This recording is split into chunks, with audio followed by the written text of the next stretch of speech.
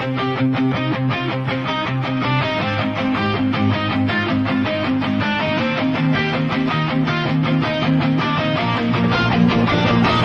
are the Unbound Grapplecast, where shadows rise on the weekly Steelchair.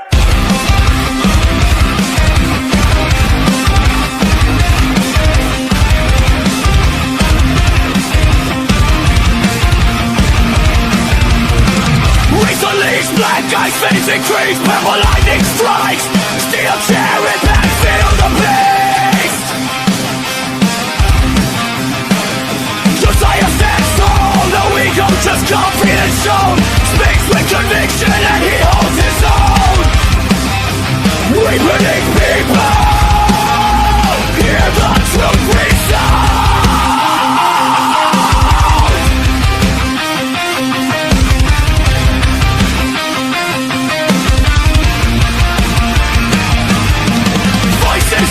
Yeah, the circle grows. Weekly Steelchair where the real talk flows. Fans and fighters all side by side. One strong community filled with pride. Filled with pride.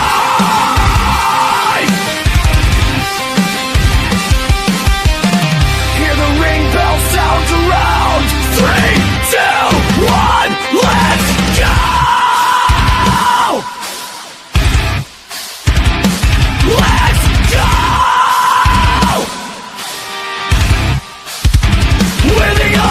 Grapplecast, the crowd hears the battle cry. Crash through the lights, we electrify the night. Punk hearts beating, metal souls collide. Step to the mic, this is to our time.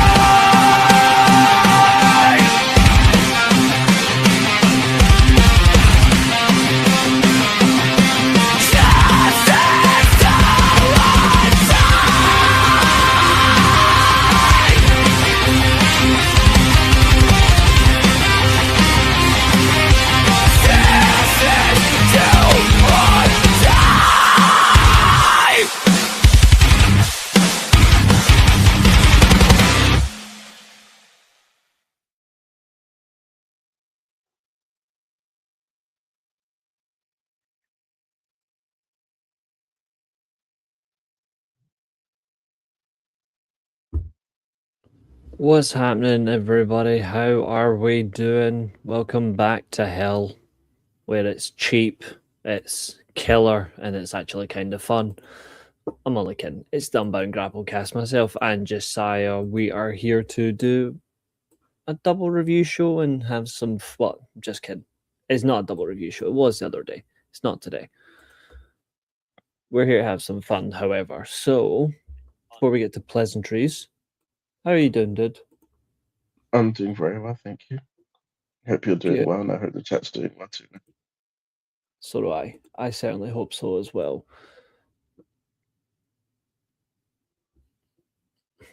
Funny, Katherine. Funny. I think we should make a rule.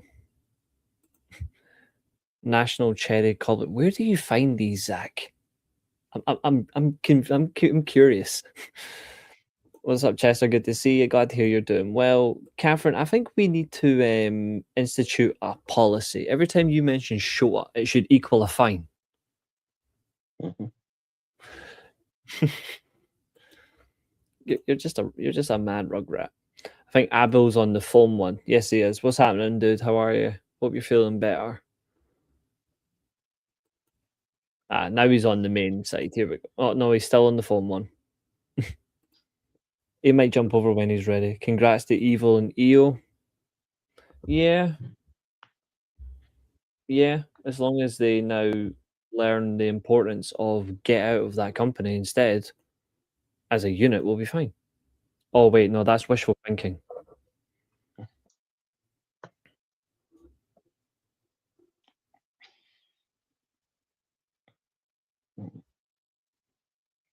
Give it a couple of years, maybe they'll get tired of living in America. I mean, that works too. That is a terrible policy. How's that a terrible policy? You can say his name as much as you want. You just have to pay a fine. We're only kidding. We're only kidding. Say whatever you want. You know the score. Okay, so we have one show to review. There were some additional matches, unfortunately, which means we do have to cover that. That's the only thing. But we'll certainly do our best to entertain you guys for this evening because there's a lot to get through. But I suppose I should ask the most basic question. What did you think of Supercard of Honor, my friend? If anyone else has watched, what did you think of the event? I thought it was a pretty good event. Some surprises, some not so surprises, but overall a very good show for Ring of Honor. I think that's a fair assessment. I think one thing is for sure is I want to see elements of it go to, like, can this be a stepping stone for them? Because the event was that good. I think they've got opportunities here that really stand out. Katherine says Baron Corbin back to WWE. If he knows what's good for him, he won't go back.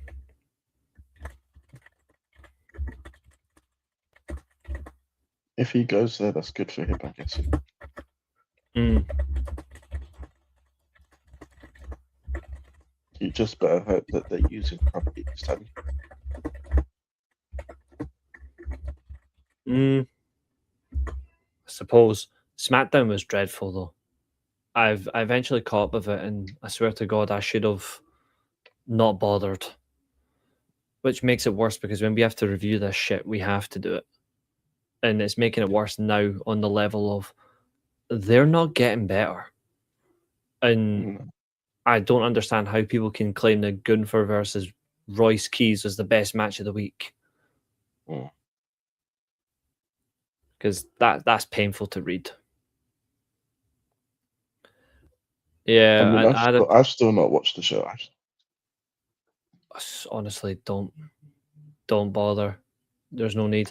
Yeah, we know Catherine's excited because of Matt Taven. I don't think it's going to lead to much. No, I'm pretty sure he's leaving. I think this is just his swan song. Like, I think this will be his final moment, if you know what I mean.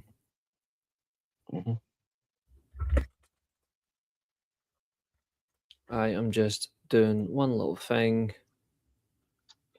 which is this one. I'm hoping I've got the right one. So Supercard was brilliant, Chester. You absolutely would have liked it. The results as well were very interesting and competitive. Very competitive for everyone involved.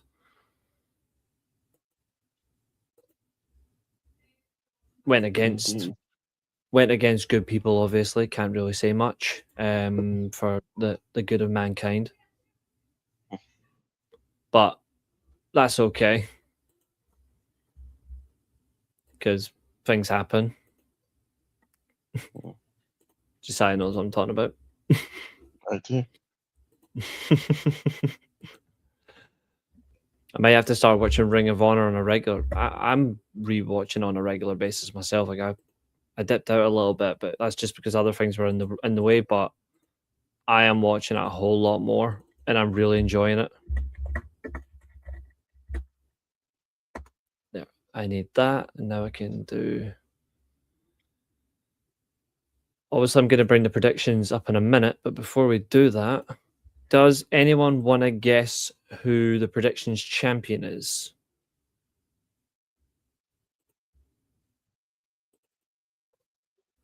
Does anyone want to hazard a guess? I wonder if anyone will guess. It'll be interesting to see if anyone guesses right. I certainly hope someone will get it right, provided the person that knows they're the champion doesn't say they're the champion.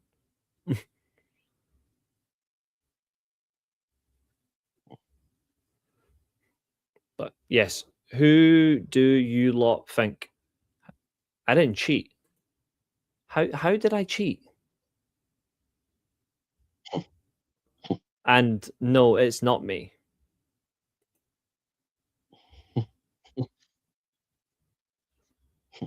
I was outscored by one person. Only one person. I actually came second.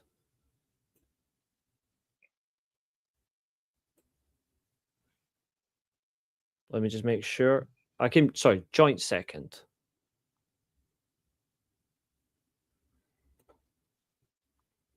But we do have a champion that 100%ed the show. And I never cheat the predictions. Never. It's not Josiah, because Josiah went for the chaos of Wheel of Names for Leo Rush, which cost him. To be fair, and the Josh no, it didn't. He ended your I got team. the first match wrong anyway. Same. It's the only one I got wrong. I got the first match wrong anyway. It didn't cost me. Same. I'd love to know how Katherine thinks I cheated to win the championship. I can't cheat when I had the lesser rated character than you. I had the lesser rated character and won. That's something you've got to take up with her. Mm-hmm. It's not Chester.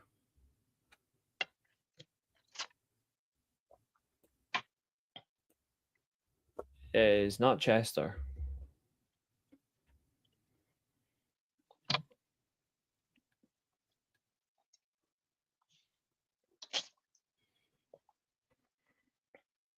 Roy Sheen. All I'm going to say is I'm looking forward to the Double or Nothing predictions. Same. Because it's going to be very tight. And there's loads of matches too, which is correct, Katherine. Always.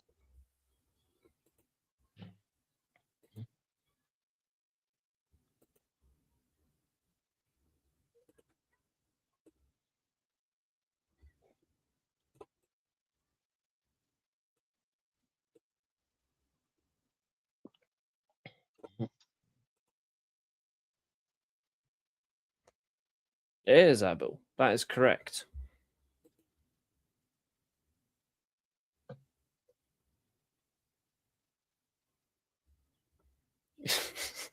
You sick bitch. That's fair. That's fair. But Josiah gives me a hard time as well for madness. Josiah Josiah was actually the person I thought was going to take it from me, just because it would have just been the perfect revenge. I'm not great when it comes to Ring of Honor. I wasn't expecting anything. I am surprised I actually did as well as I thought. Like, I thought I would have struggled. However, never bet against Deonna Purrazzo.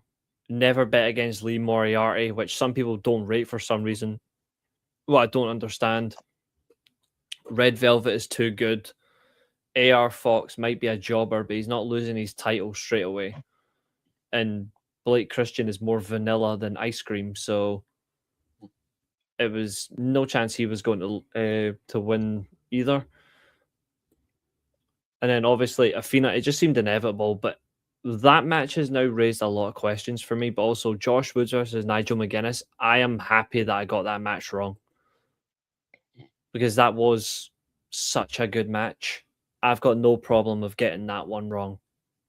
It was a good match, but I still don't know what that does in terms of the future development of stories.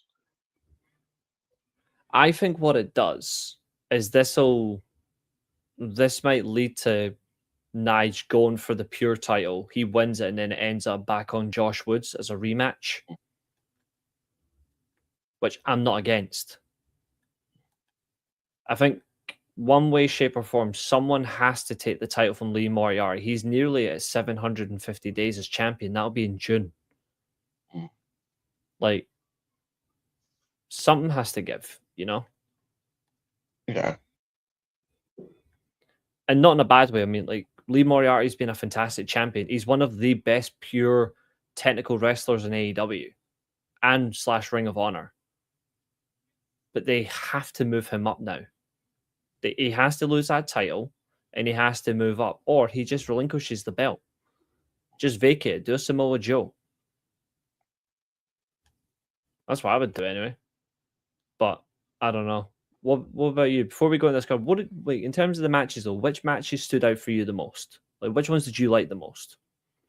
I enjoyed the Lee Moriarty and Ace Austin match. Shout Ace Austin, great performance. And also the Viva Van and Red Velvet match was pretty good this week as well.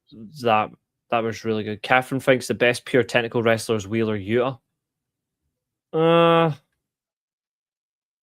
mean, that is a agree to disagree. I mean, I don't think.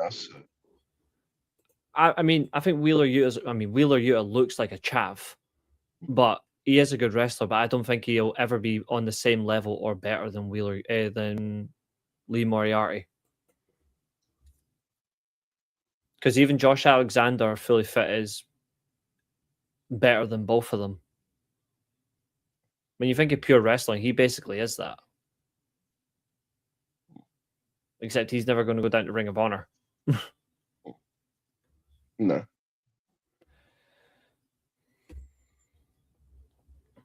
But there's a lot there to display, so to speak. There is indeed. But as you can see, I have merged the championship design that we gave Josiah, but I merged it with a belt that Abu likes. So I used the big gold belt and basically converted it into a Steelchair type design.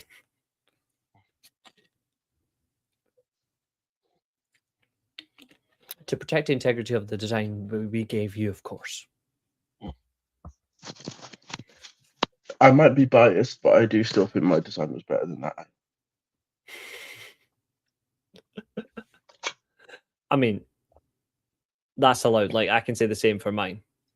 But now Abel can say the same for his.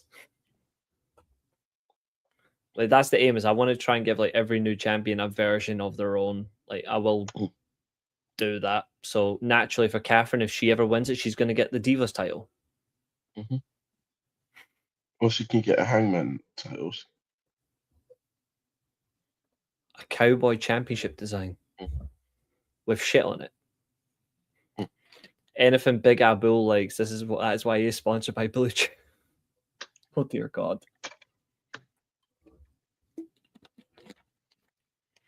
There was one match I actually thought was really good, and before anyone says I'm going to go straight away and say Diana versus Diamante, I'm not. I did enjoy that match. I'm actually going to say... I was thinking, actually, can Catherine's title have thunderclouds on it? Good idea. I actually thought AR Fox versus Leo Rush was better than I expected. Like, I was really impressed. I'm really liking Leo Rush's character work. Oh no! Even if he's not winning. Even if he's not winning, I think I can see something. I can see a vision. I can see a future. Roy Sheen, I hate you. That's just not funny. I'm sorry, Josiah. I have to. I want Spider-Man! Misery, misery, misery. That's what you've chosen. Say his name and he appears. I believe in Reece Russell. I believe in Reece Russell. Cause they love him in Scotland and Scotland and Scotland and Scotland and Scotland and Scotland and Scotland and Scotland and Scotland and Scotland and Scotland. They say I believe in Reece Russell. I believe in Reece Russell.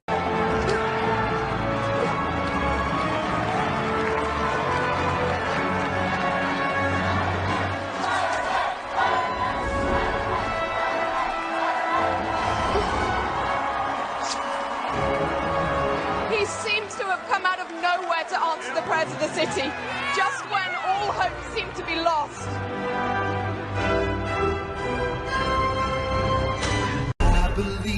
Reece Russell.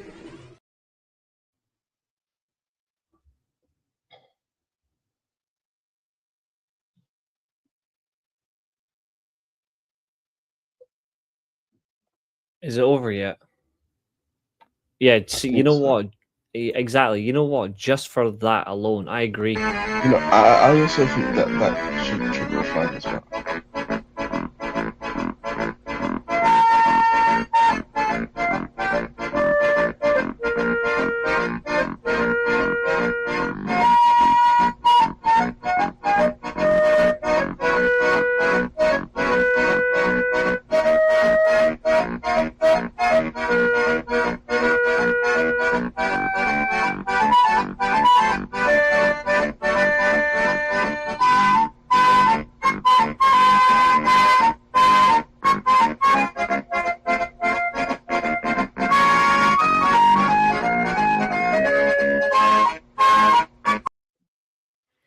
Try to recreate the Kenny Omega face. What were you saying? Yeah, I was saying that I'm enjoying Leo Rush's character, even if he's not winning. He's still putting on good performances. I'm gonna say something I'm gonna say something that keeps controversial. him in mind with the fans, and it keeps them engaged with what he's doing. Agreed. I'm gonna say something controversial, and if someone wants to clip this and sends this to his wife and himself, Leo Rush is doing Jonathan Gresham's octopus style gimmick with the face paint and the black liquid out the mouth better than he was. Like, he's actually taking it to a level that this is what Jonathan Gresham was supposed to do, and it didn't work. Leo Rush is doing it, except he's doing it with face paint and the liquid coming out of his mouth as well. Like, I'm really liking the elements. It's a mixture of that, and I like the fact he's using black cart as well. Gives me, it's not the same as Owen Hart, but it gives me the enjoyment, and I really do like it. I do think it's very innovative. Mm-hmm. And if Roy Sheen thinks I'm going to play that video, you got one or the other, and you chose to say my name, so that's as safe for the rest of the show. We're putting on a block, a low block. That's a relief. For damn right, sure. So, another topic as well I want to bring up, because we're going to go through the matches, of course. They did add more to the card. They also announced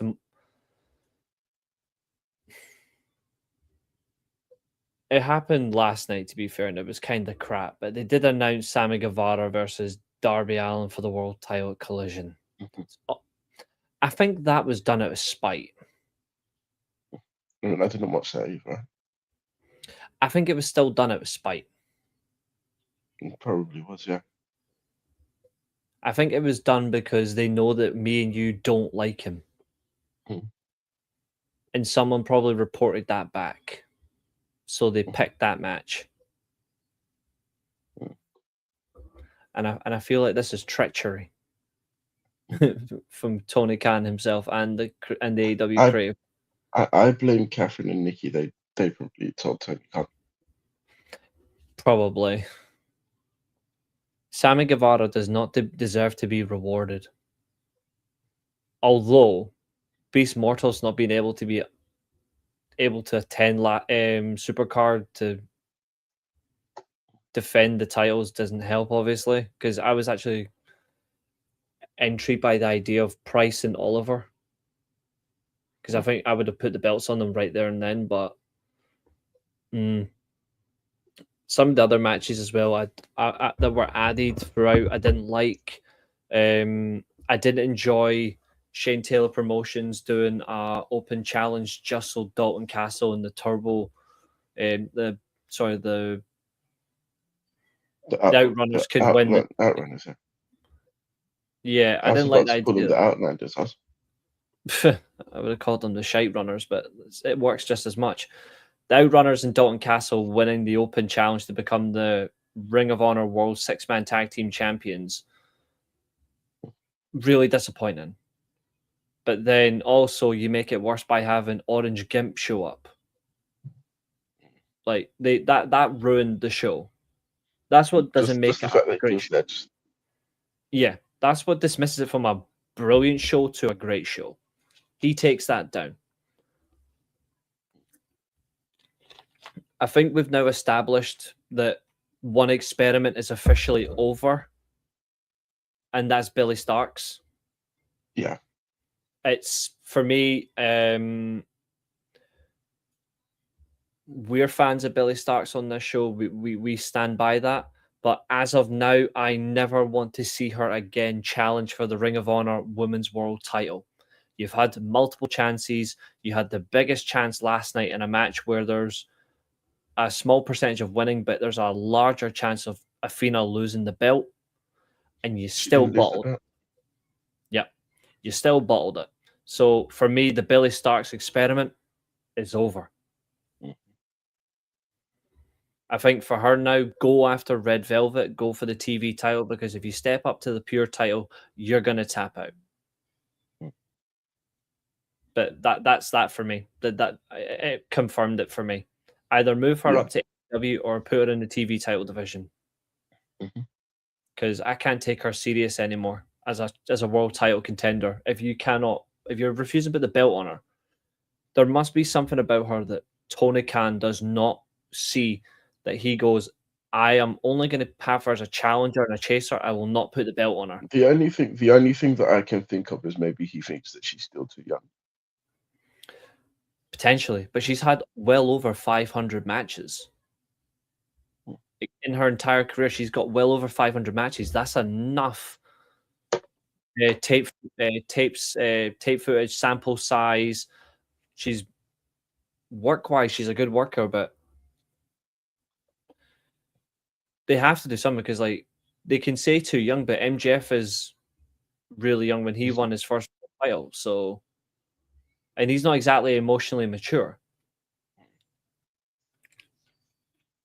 She would fit the TBS division on AEW. That's a great idea, Chester.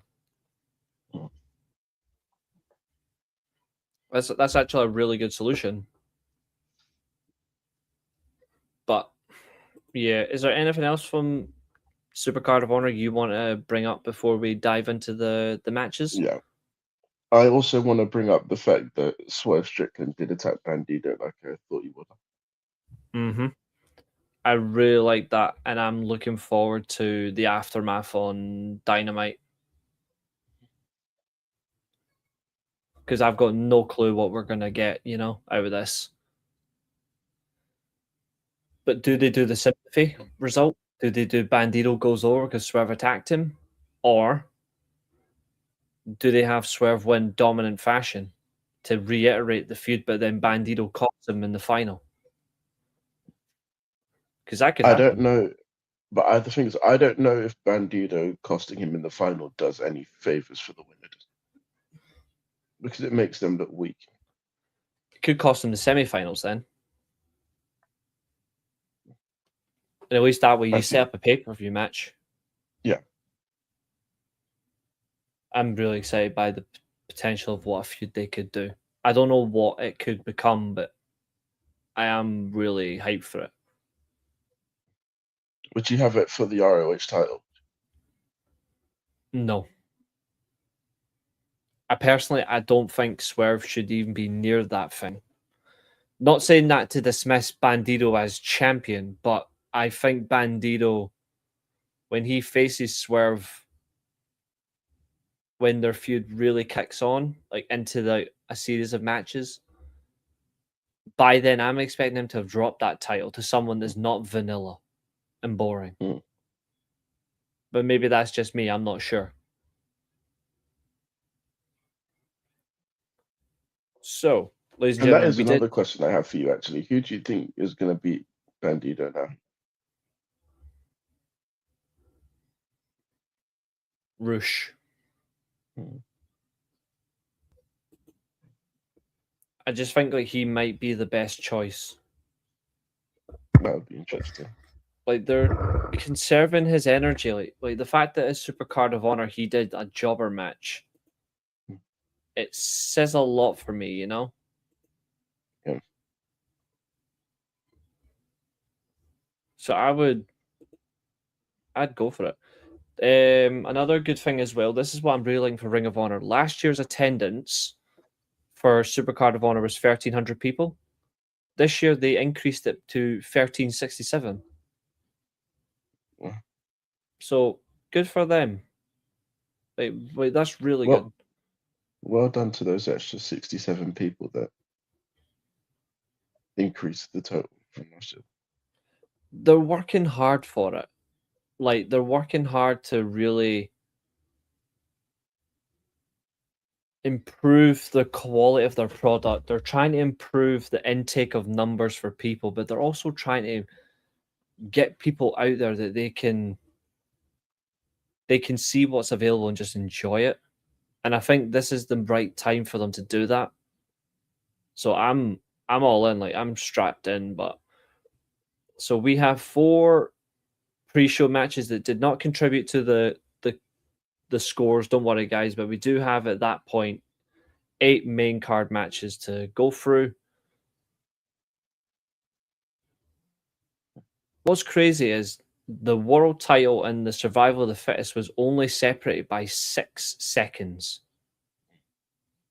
The women's match was 6 seconds longer, but the open challenge for the 6-man tag titles was a full minute 40 longer than the pure rules title match between Moriarty and Austin, whereas Perazzo Diamante went 13 minutes. AR Fox versus Leo Rush went 15:41. Velvet Viva Van was 11:19, and Nigel McGuinness versus Josh Woods was 14:53. Davis Zelua went 14:12. Overall, that's some good match times. You see, this is how you let wrestlers wrestle this. Yeah. So the first match on the card on 0 hour, because we had 4 0-hour matches. The first one was Sammy Guevara versus Action Andretti. It was meant to be a tag team match, but that changed due to Beast Mortos not being eligible to get into the country. He had issues getting into the country. Therefore, we couldn't get a Ring of Honor World Tag Team title match. Sammy Guevara did win, but there was a bit of Leo Rush bullshit as well with this one. So, what did you think of this?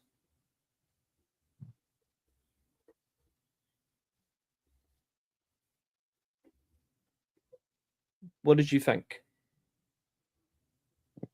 What did I think of what exactly? Guevara versus Andretti. I could have done without it, honestly. I know.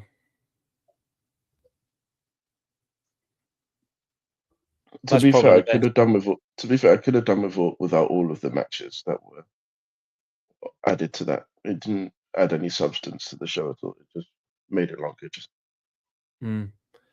The only match on the 0 hour card I actually enjoyed was the women's tag. And I'm not a particular fan of Queen Aminata, but I think her and Mina Shirakawa for the time being are a good unit.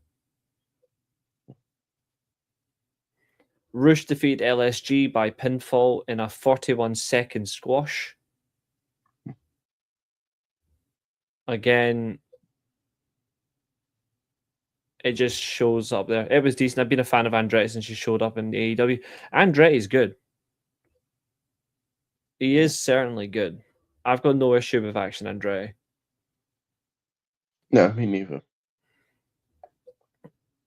Shirakawa, obviously, her and Queen Aminata got the dual submission falls. Queen Aminata using her version of a 2-legged, almost like a modified sharpshooter. And then obviously Mina Shirakawa loves the figure 4 leg lock. She got that as well. The Rascals, this was the wrong team It should have been Zachary Vance and Desmond Xavier. This was bad. This was actually... Isn't Zachary Wentz injured? Oh, yeah. Sorry, my bad. This should have just been a singles match then between Ari Davari and Desmond Xavier then. Because Myron Reed and Tony Nese were crap. I actually think Tony Nese's downfall needs studied. But it was really poor. The show, obviously, we can now move on to what really matters. So, I'll bring up the predictions later on to see so everyone can see exactly how well they did. But we're going to start with the obvious. So, just under 15 minutes in a pure rules exhibition, Nigel McGuinness versus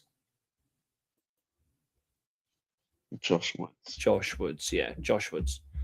What did you think of the match overall? Now we can really dissect it. I thought that it was a very intelligent match from Nigel McGuinness in particular. In terms of use of moves or strategy, what are you thinking? The strategy around rope breaks.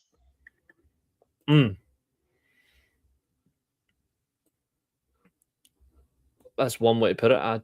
I'm happy with that. Do you think I also liked the bit on commentary where they took a brief pause in the match to do commentary. Yeah, I thought that was funny. I like that they were talking about, oh, this match is like, he's actually doing quite well. He's actually doing quite decent. You just see Josh Woods going, you know what? I can actually see this a lot better. And then the ref comes out and just said, yeah, I'm going to count you out if you don't get back in the ring. Yeah. I thought that was funny. Like,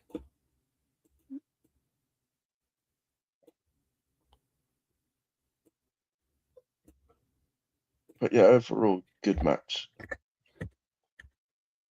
Obviously, you said you're not sure what happens with it with Nigel McGuinness winning, but with Nigel winning, is there anything that you could see something developing from it?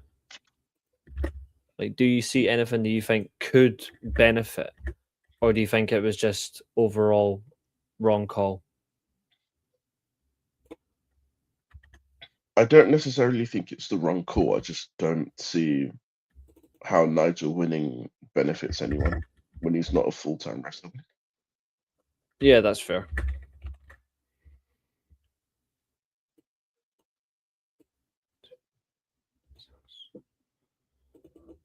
I'm just updating the scores. The match number 2 on our list is obviously what was the main event. So we're actually going to go to the correct number 2, and that is Red Velvet versus Viva Van for the TV Championship. Mm-hmm. How did you feel about that match? I'm happy with it. I'm happy with the result, and I'm happy with the performances from both of them. What stood out for you and what didn't stand out? I feel like the middle portion of the match felt a bit flat to me. Mm-hmm. But I did enjoy how they picked it up towards the end. Yeah, I feel like there was a great recovery.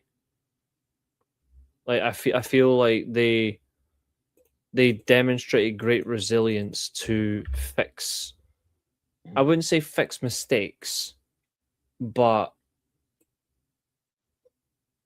maybe just fix how the match was going. If you know what I mean, I feel like that's the part that was letting them down. But they were able to do that really well. They were. Roy Sheen says, Reece, Josiah, describe Ring of Honor overall using 3 words to express your thoughts on it. Great, except Cassidy. It still needs exposures. That is absolutely true as well.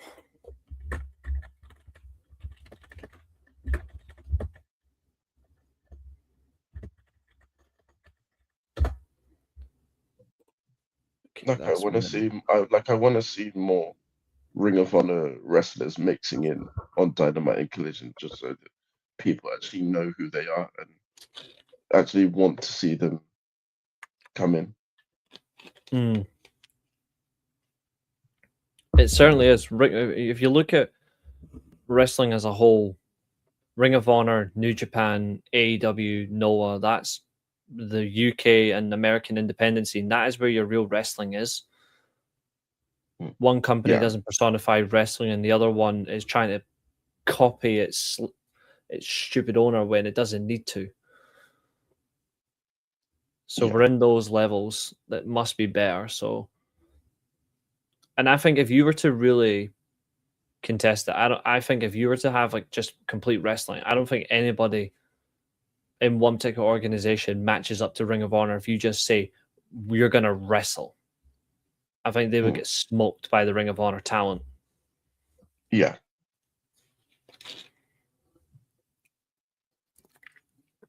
People can bitch if the Ring of Honor people are on Dynamite all they want. I think that what matters is how you use them. So like you can integrate them, provided you can then take the stories back to Ring of Honor. I mean, as long as they can do that, they're great because they've been increasing show times, by the way, on Ring of Honor. Like Yeah. normally, they've been increasing the duration of each show. Like the most recent shows have been between 1 hour 46 and 2 hours 12. So Yeah. they have been increasing the time on the shows. And I guess this is also allowing them to wrestle more, which is, Of course, again, a big issue when it comes to certain other wrestling promotions. exactly. And you can definitely see they're not using Ring of Honor like a development brand anymore. No. It doesn't look like that at all. I mean, they were before, I admit they were, which I didn't like. That's not the case now. I'm just going to put my light on because it's getting dark outside. Just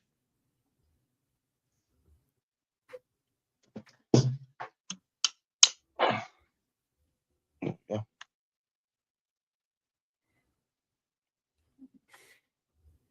Fair enough. It's still crazy light here for me, but it will be very dark soon. That's for damn sure.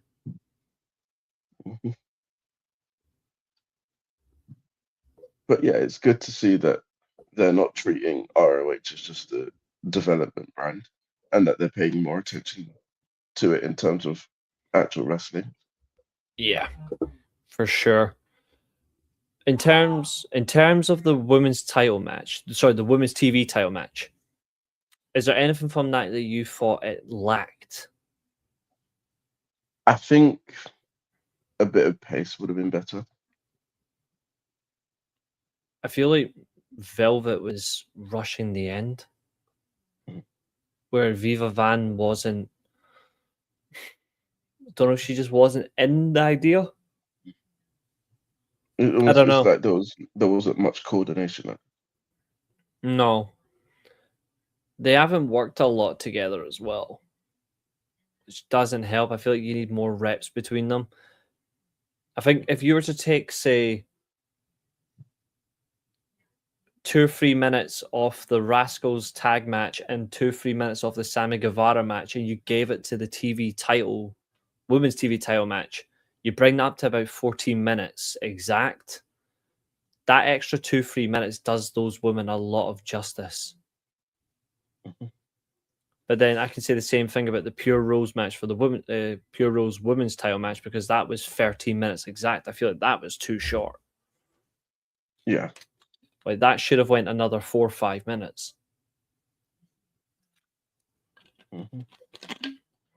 Much to Catherine's dismay, of course. Yeah. We go back to the men for the Men's World TV Championship. This is AR Fox versus Blackheart Lio Rush. This was, if you want a sleeper match, it's this. This match really caught me by surprise, especially Lio Rush's psychological action around the ring. His behavior outside the ring was much more manipulative than it was inside the ring. In the ring, it was hard hitting, it was heavy, but he was slow. It's like what I said about Yeah. Io Sky versus Asuka from Backlash. I don't mind if a match is slow or if two people are slow. But I want to see the moves be heavy and hard. I want them to see a lot of power, a lot of direction, and a lot of direct moves that actually justifies being slow. That's why I like the fact that Lio Rush was working slow, whereas AR Fox wasn't. It was good to see a swift change in style. And I think this will help Lio Rush get over. But good result for AR Fox. Action Andretti. Obviously, he comes out at ringside. Lio Rush he hits his frog splash off the top rope for a 2 count, which I'm surprised because obviously that is his finish. But again, this is wrestling now. AR Fox kicks out the frog splash. And then Lio Rush goes to do it again, but this time he goes to do it with the TV title on his waist for maximum damage. But before he can even do that, Action Andretti steals the belt and he flips him off the top rope. And then AR Fox, he hits the 450 splash for the win. Technically,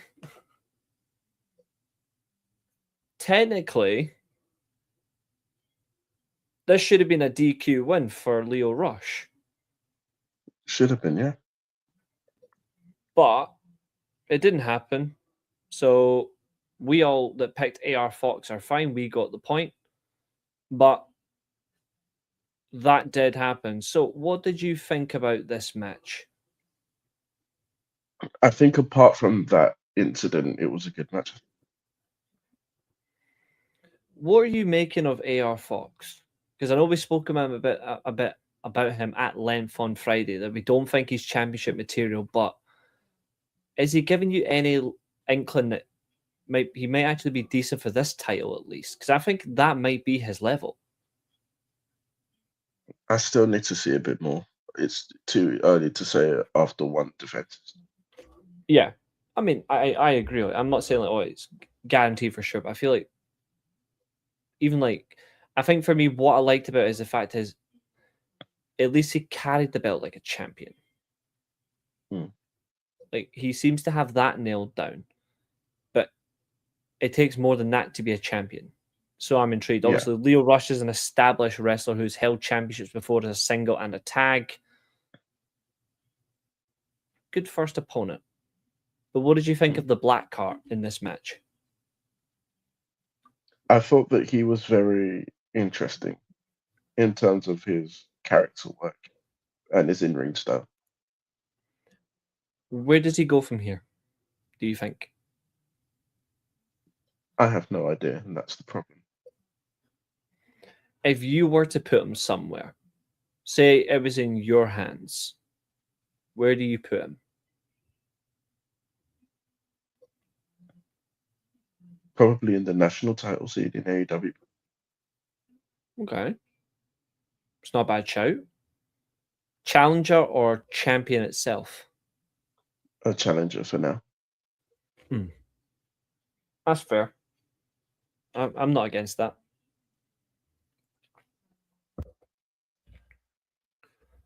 We are back to the women now. The fourth match on the main card. 13 minutes where I was glued to my screen. But this is the Pure Wrestling Rules match for the Ring of Honor Women's Pure Championship. Champion Deonna Purrazzo taking on challenger Diamante. I'd do that a whole lot better than Tessa Blanchard's theme song.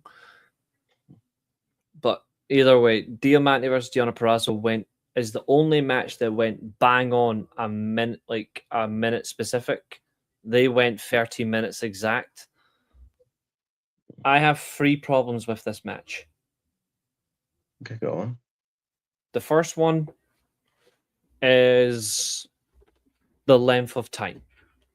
I feel like this match deserved to go at least another 3-4 minutes. The same length as the men's one. I feel like that took away something from the match. Therefore, it lacked a driving force at the end.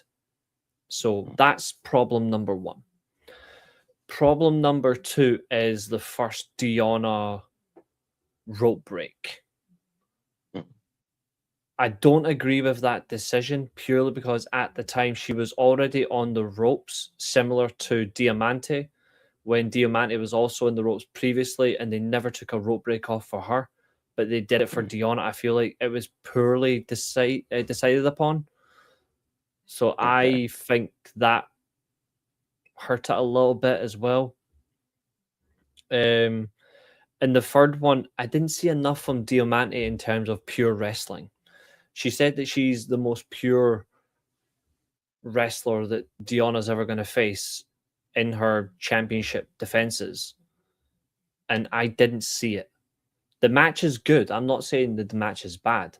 I'm just saying I saw more from Diamante in terms of a couple of bits of technical, a little bits of striking, but I didn't see enough to say you are her best opponent, because Deonna Purrazzo has now won 11 matches in a row, 17 in the 11 matches, as the champion, 17 in pure title matches. Just pure matches itself. 17 on that, 2 losses, which was before she even became champion, before the tournament was announced. So she's got the best winning record for a champion in that division.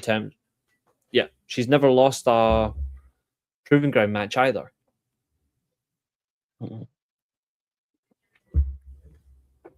So I think for me, that is something that is testament. Like, if you are going to have Deonna be the pure division champion or the pure rules champion for this division, can you please step up the quality of opponents? I feel like this has to change. And if you're going to be a pure rules wrestler, show more than stealing the champion's finisher. Oh, yeah. I feel like that I want to see a balance of movement, balance of style, balance of offense. But overall, still a good match. I like the fact that Diamante had Deonna trapped upside down in the turnbuckle on the outside of the ring. I like that. I liked the early use of the powerbomb, trying to go for the Queen's Gambit pile driver really early. I'm not being blinded by my fandom. I'm actually being very fair. Because there's one part of this match that Deonna did that I didn't like. She went for the same powerbomb twice, and she nearly botched it into a tiger driver, and I think at that point that would have caused serious injury. Okay. But I think that's purely because I think they both got their timing mixed up. But that is a possibility. But either so, she's going for the powerbomb. Diamante counted the first one. The second one, she went for it, but it was nearly a tiger driver, and she does not use a tiger driver. Oh, no. So that had me a little bit surprised, but she eventually did get the win by submission, retains the title. But what did you think of this one? Again, I thought that it could have gone a little bit longer. Mm-hmm. But I do think that it's pretty much a typical Deonna Purrazzo pure match. Like, everything that you saw is what you would expect to see. It's methodical. Mm-hmm. Precisely that. Something that wasn't methodical was the next match. This should have went a little bit later on the card. But Jesus Christ, Lee Moriarty versus Ace Austin. Oh my Christ. It was certainly something. It was a really good watch. I think this match didn't get enough justice. I do not know why this couldn't have went longer. I don't know, because you look at the way this match was going. This match, point for point, it's the best match on the card. You reckon? For the men's side. For overall, potentially. But I just think when from you there. Well, this match for me is absolutely brilliant. My only thing though about it though, like my only thing is I know you're allowed to do it once all the rope breaks are gone, but I don't like that Lee Moriarty won the match with the bridging pin whilst holding onto the ropes. When he's meant to be all about pure rules and respect. I know it's technically allowed to do it because all the rope breaks are gone, therefore the pin isn't negated by the referee. But for me at this point, the referee should have some sort of authority to say, no chance. Mhm. You know what I mean? I feel like that for me shouldn't be allowed. It's an example of where the ref using their discretion should be brought into effect. Yeah. Because you can see that he is trying to go for the full-on bridge because you can tell that Lee Moriarty is a big Zack Sabre Jr. fan, the way he always uses this pin. But yeah, I can't justify that type of victory. This is one of those where Lee Moriarty had a lot of good control in this match, but that for me is disappointing. But shout out to Ace Austin. I thought Ace Austin was fantastic. And I agree with Caprice as well on commentary that you could arguably give Ace Austin a couple of more singles matches and then he gets another chance at Moriarty for the pure title and maybe he beats him. I think that's a fair shout, yeah. Because I think he is the right call. But you just can't do it too soon. No. Maybe a couple more months, maybe. Maybe at main events, Honor Club episode. Well, Honor TV episode, sorry. Speaking of Honor Club, if you guys are wanting to watch, this is obviously for the UK guys, obviously you can get Honor Club in America, you can get Honor Club here, but if you are looking to watch Ring of Honor on a Thursday night, if you are looking to watch Ring of Honor TV, you can watch it through the My AEW app. If you get the subscription, you can watch Ring of Honor pay-per-views and live and older TV using My AEW. Yes, you can. Which is exactly how I watched it. The only thing is the sheer amount of breaks you get if you're rewatching something. There's a lot of breaks on the My AEW app, which I think they need to cut down. I understand they need to, but like, come on. We don't need breaks every 10, 15 minutes. Yeah.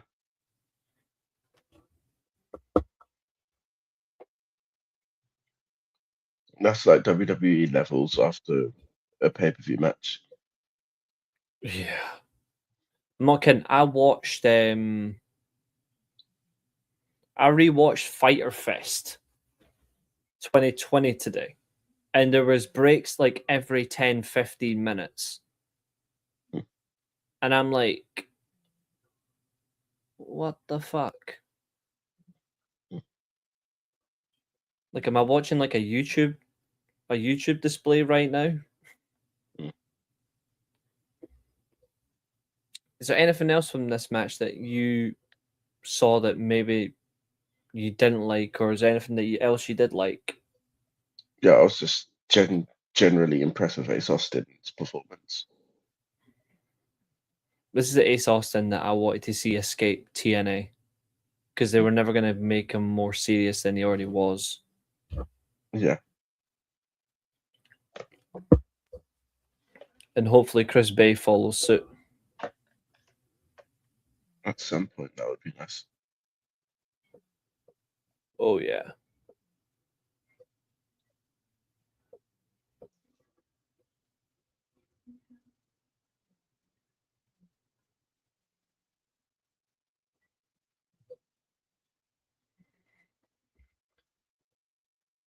Okay. Time to discuss the third longest match on the card, which I won't. I'd rather not, honestly. Well, let's do it quickly like this then.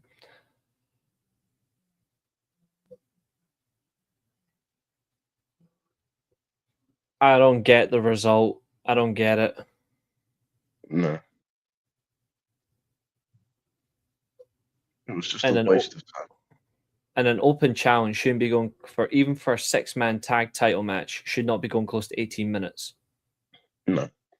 That just doesn't make any sense. Not at all. What did you?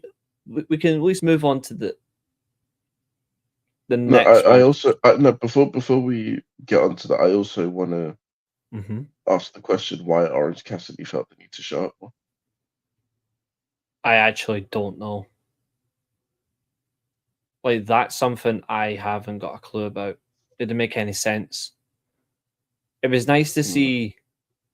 It was nice to see Briscoe, obviously, but I don't see any need to bring Orange Cassidy into this. There's no relevancy here. No. Real confusion. Up next was the AEW National Championship match. Mark Davis defeating Zelua. Obviously, Mark Davis tried to remove the mask, which is a recurring theme in AEW or Ring of Honor, where they try to remove the mask. Yeah. And I'm not a fan of it. No. But Mark Davis, again, really good performance from him. Yeah. What's up, Jamie? How are you doing, fella? So I still don't know why they had this match on the card, but it was a good match for what it was meant to be for. I think it was just to show that as the national champion, like, he will at least go and defend it in other promotions, even though technically they still own Ring of Honor. It's just under like that banner, but it's still a good match overall, though. Yeah. I think Mark Davis is settled. No, I think he's settled. Yeah. My only thing is, though, is I don't know what he does next. Like, that's my only thing, is I haven't got a clue. Well, he's going to go back to feuding with Jack Perry. That's true. Oh, Abul said predictions champion of the world is a super chat. Thanks, Abul. He's such a good guy, Abul. And yes, you did take it from me. Good to see you, mate. I hope you're doing well. This has got me laughing. That's such a good comment. It's real wrestling. Arnie's in the chat saying his name is John Cena. Okay. I wonder what he thinks about the John Cena Classic.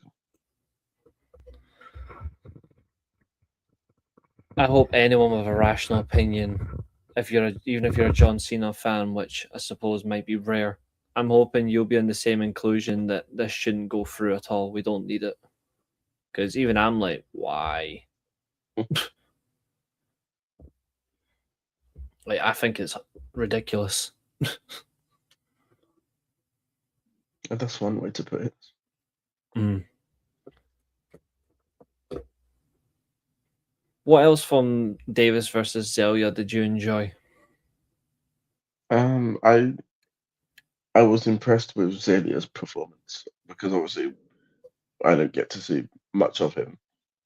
So for a first viewing, it was impressive for him.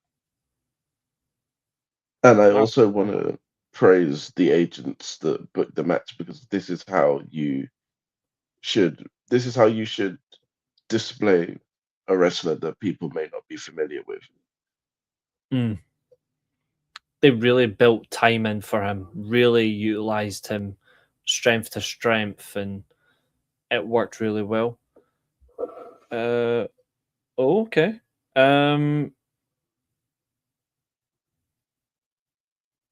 The Frankfurt manager has now left his job. That's just been confirmed. I don't know who the Frankfurt manager is. What a comment.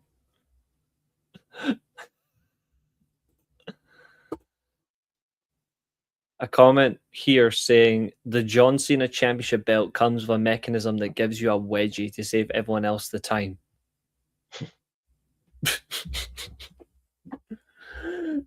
Oh my god, that is funny.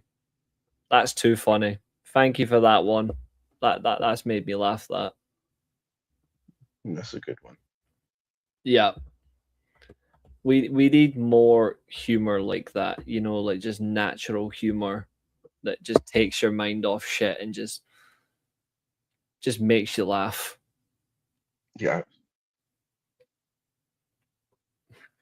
So funny. So funny. But will the John Cena Classic title spin?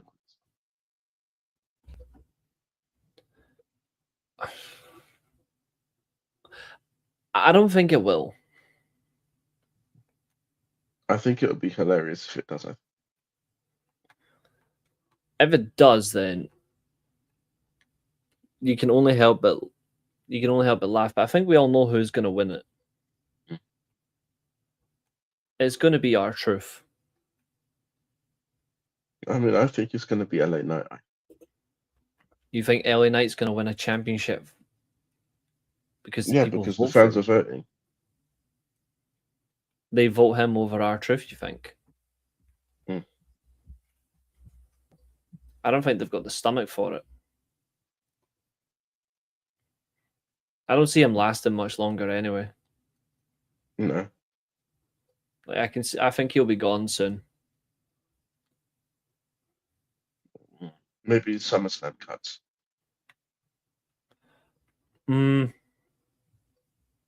That might happen.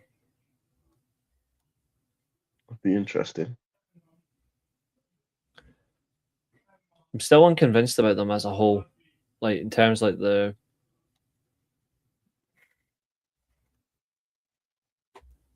it's just about the whole concept for me. It doesn't make any sense. Like, I don't get it. Like, why have a tournament style event where you can win matches, but the fans can overrule you with a vote? Yeah, that's weird. That's like saying, "Oh, I'm the best in this company, but the fans outvoted me." It's almost like it's gunning for heel turns. Oh, the fans didn't vote for me. I'm going to turn heel. Maybe they should have Sami Zayn in that tournament then.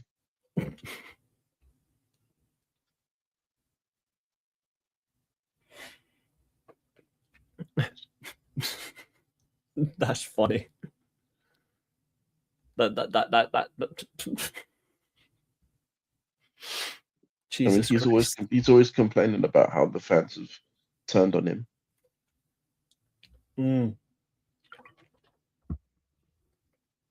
R-Truth lose to Mason Rook. Jesus, Abo. We got 2 matches left. First match, 26 minutes, 5 seconds, as confirmed earlier on. Ring of Honor World Title match it is. Bandito versus Blake Christian. I think he's boring, but I am going to say one thing. He did show up for this. Yeah. And the match is actually really good. He's boring as piss water. He's got the personality of a duck with no beak. But it is actually a good match. And it's not Bandito's best matches in his entire run as champion, but it's probably one of his better matches in terms of recency. What's up, Carl? How you doing? Like, this actually does go really well for both of them. I think the chemistry is actually there. I would agree with that, yeah. But they've been feuding for quite a while now, and Blake Christian isn't... I don't think he's going to get the rub. I don't think he's going to get the rub to win the title. So, where does he go? But also, most importantly, what do you do with Bandito? Because yes, you're right, Bandito does get blindsided by Swerve. I will say I'm a bit surprised that they didn't do that as like an interference spot during the match. interference leads to a title change. No, not even a title change, just the interference itself. Just Oh, right, okay, I get what you mean. It's a fair estimation. But I honestly don't know what they do with Bandito from this point. In terms of the title as well, just It doesn't seem like there's much more he can do with that belt. Bandito has been champion since April 6th last year. Like, that's April 6th And this year would have been 365 days. We're already 17 days into May. There's 30 days in April, so 24 days there, 389 days, plus another 17. He's been champion for well over 400 days. And this is another weird thing that I have with AEW and Ring of Honor. They have this weird obsession with long title reigns.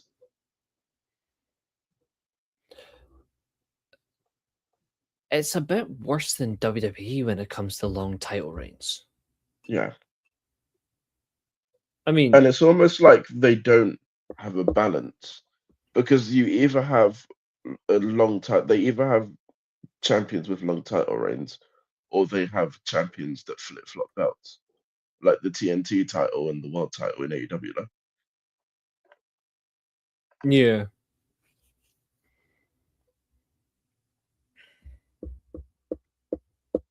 And it's almost like they need to find that middle ground. Mhm. I don't know where they do that though. Like I really haven't got a clue. And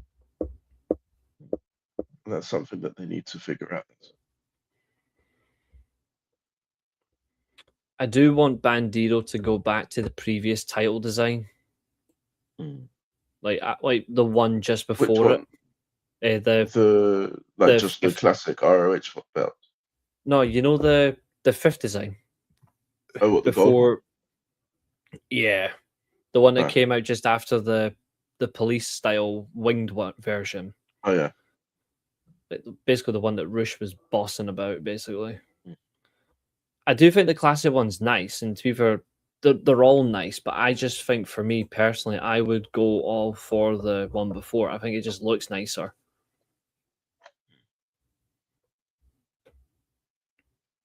Fair enough. But I always thought that the TV title looked more like a world title than the actual world title did.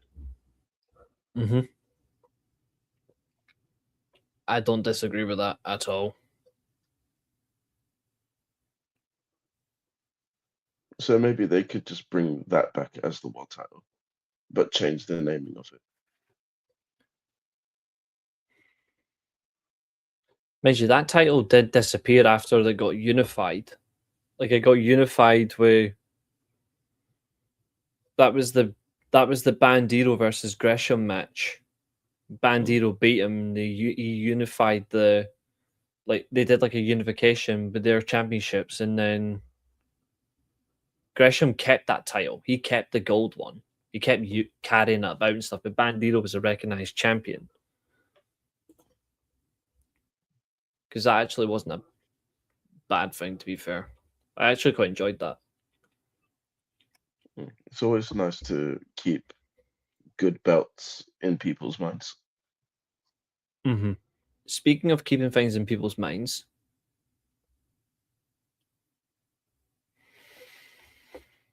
they did announce during this show as well that next month there will be another Ring of Honor Global Wars event.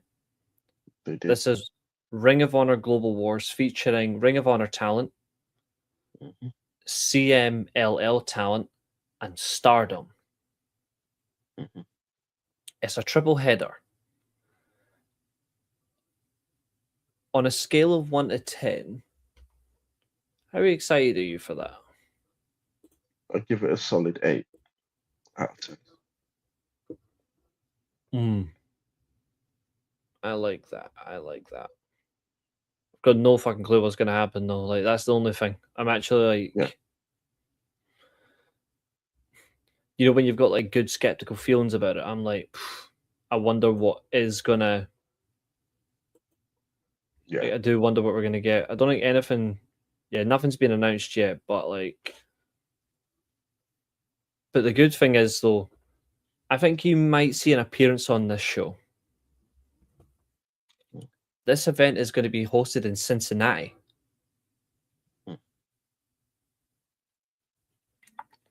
Interesting. I reckon you might see Moxley on this card. And I actually hope it does. But for what reason? Who's he going to face?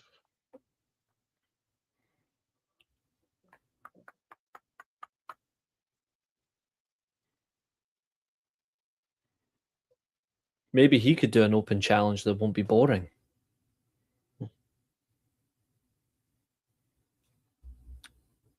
Just food for thought. I'm interested to know. Would you have Mystico and Desperado defend the junior tag titles on that show?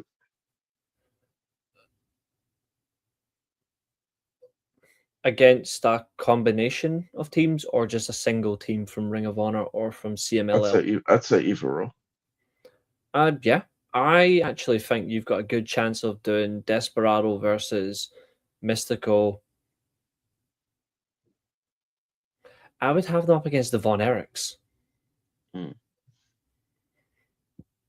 Because at some point, sooner or later, I can see them having a match or two in New Japan. Okay. Like, I think that would be good for. I would have the Von Erichs versus the Knockout Brothers in a Forbidden Door match. I'm not against that at all. Obviously, Knockout Brothers win, but that's what I'm thinking. The only thing about this event as well is Noah is not on this event. They were the last one, but not this one. No, he's interested, yeah. And there's no MLP as well. No. Which kind of sucks because they were fantastic in the last event as well. Yeah.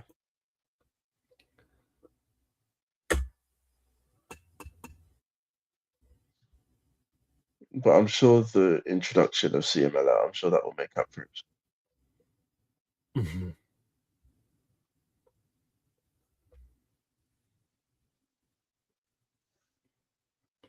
Von Erich, see, Abel's on our wavelength now. Just imagine how good that would be. That'd be incredible. I would give them 25 minutes solid. I would literally go, right, guys, before you do anything, just let you know you're getting 25 minutes. I actually think all four of them would jump, like, joyfully if they got told they're getting 25 minutes if they made that match. I'm sure they would too. The last time I did see the Von Erichs, though, was when they lost to Guevara and that for the title, so I haven't seen all of that. So obviously, after that, I drifted out for a little bit because I did not like that change. That's because fuck Guevara when he turned heel. Well, joined them in that sense, but he's just fucking. Although, to be fair, like I said, his wife is a bigger star than him, and conveniently, his wife returned this week. Yeah. And I think she's going to go... I don't know if they'll win it, but I do see Taiji going for the tag titles again. That'd be cool. If Ty Mello cosplays as Velma again and wins the titles, I'm all right with that. At least she can show Daphne what it means to wrestle. Oh, yeah. Because again, Jamie Hayter, boring. And how she's getting another title match is beyond me. I've got no idea. No idea. She's another wrestler to add to the list of people that shouldn't be allowed to have title matches anymore. Yeah. Because if you look at... She is scamming. Like she is scamming matches that she doesn't deserve. Yeah. Although I will say though, just from what we've got already, this double or nothing card, if you look at it in hindsight for next week, this double or nothing card is absolutely incredible already. Mhm. And it's almost a sellout. Like they are that close, I think, to selling out the full thing. Yeah. I think it's Last only time I checked, they only had about 300 tickets left to sell. Mhm. And especially in New York as well. That's it's crazy. In a massive stadium as well. Yeah. Capacity for that as well. What is it like? Was it like 17,000 they've got? Or whatever. No, I think so, yeah. 14,000. 14,000 capacity. I thought they were saying it was more than that. Maybe it is more than that, but they've got to taper off seats for like production stuff like that. Could be the case. Let's see. Well, it's just listed here as a 14,000 retractable roof tennis stadium. Hmm. So it's 14,000 seater, but it's 14,053. And it's only 8 years. Hmm. It did have a boxing event last year. But yeah, in elements to it, it's still good. The lower bowl is 6,400 reserve seats. The cantilevered upper bowl has 7,000 unreserved seats. And it's the first tennis stadium to have a roof and be naturally ventilated. Impressive. Therefore, wrestling fans have no excuse to use deodorant. Yeah. So if you are going to the Louis Armstrong Stadium, Make sure you don't stink. yes, please. Please be clean, or we'll send Abu your way. And he can eliminate you. And also don't touch any wrestlers. Yeah, please don't. I don't want to have to discuss that crap again because that's just horrible and Yeah. disgusting. And embarrassing. Extremely embarrassing. Anything else you want to talk about regarding the men's world championship match? Yeah, just think about who you're gonna have beat Bandito. Mm. And don't make it be someone stupid like Wheeler Yuta or Daniel Garcia. Don't. Oh yeah, that would be nauseating. And then the main event, survival of the fittest. You have been warned. Exactly, Abu. Yeah. 6 women enter.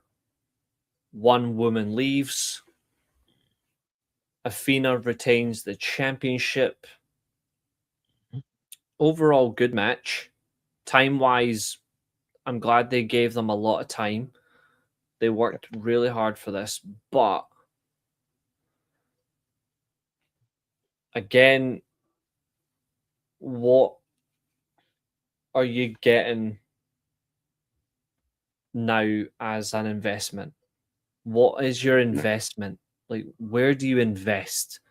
Because when you look at this match, and I'm going to bring now, I can finally bring the predictions on screen for everybody. You've got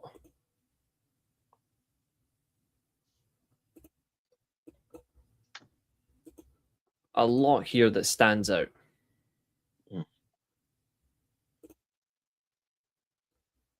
That's too big. Hold on.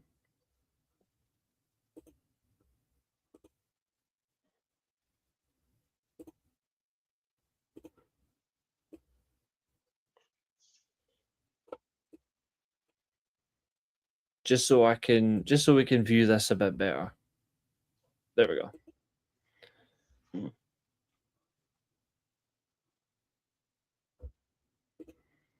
Wrestling fans get a reputation for not using deodorant. There's plenty that do, but just don't wash their clothes. Not fair to lump them all in the same group. No, that's true.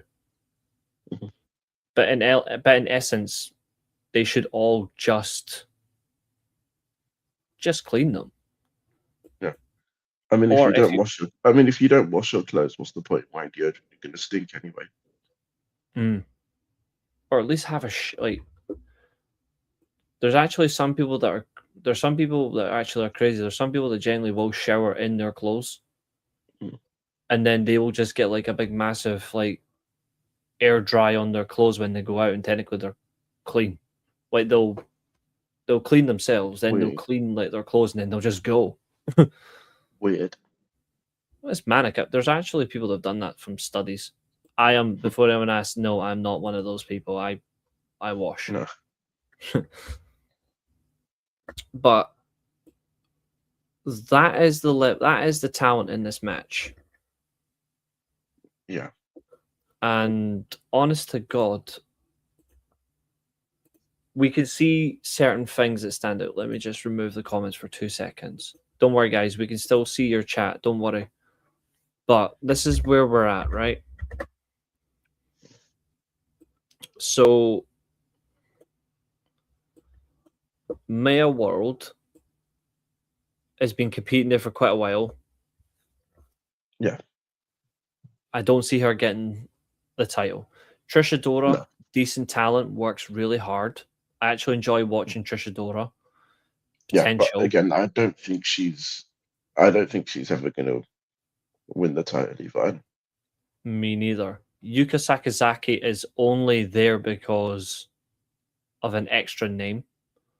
Yeah.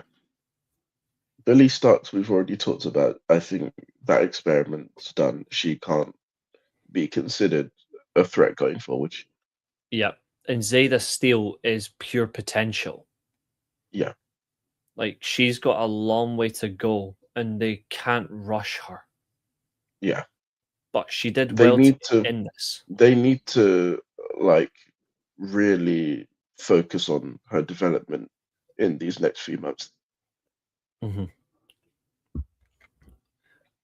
Definitely someone that I can see as champion, though, in like the next 2-3 years. If they do this right, they can really make the go of it. Yeah. And before anyone asks, we're not dismissing the quality of any women in this match. They're actually, it was like we say, it was a really good match, but it's plain and simple. Like the entirety doesn't work. Yeah. Like what did they do? I don't think there's anything you can do. Like either Athena decides, you know what, I'm gonna hit a certain number and then I'm just gonna relinquish, or they go, right, we just have to have you lose the title now. Yeah. Yep, that's true. What's up, Billy? That reception for him was nice today, even though he should have ended the game as captain, in my opinion.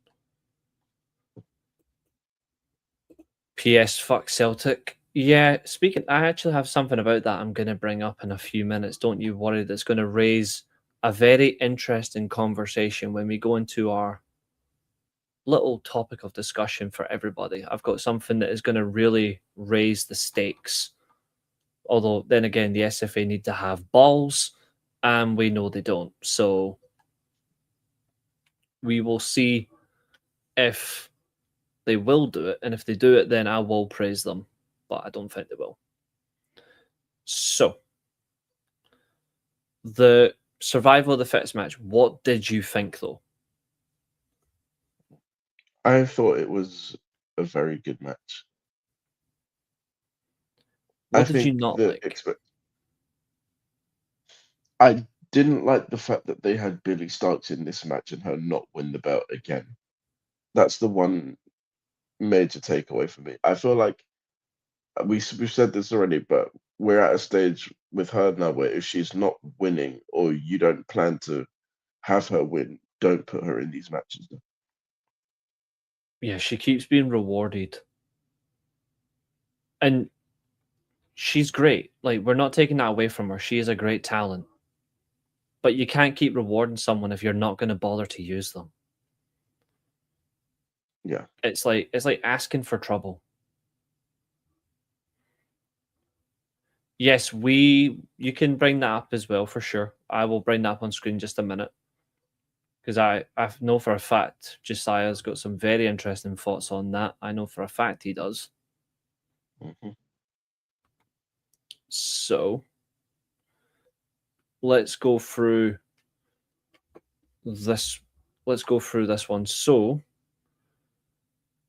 overall, I'm going to give this show an 8.5 out of 10.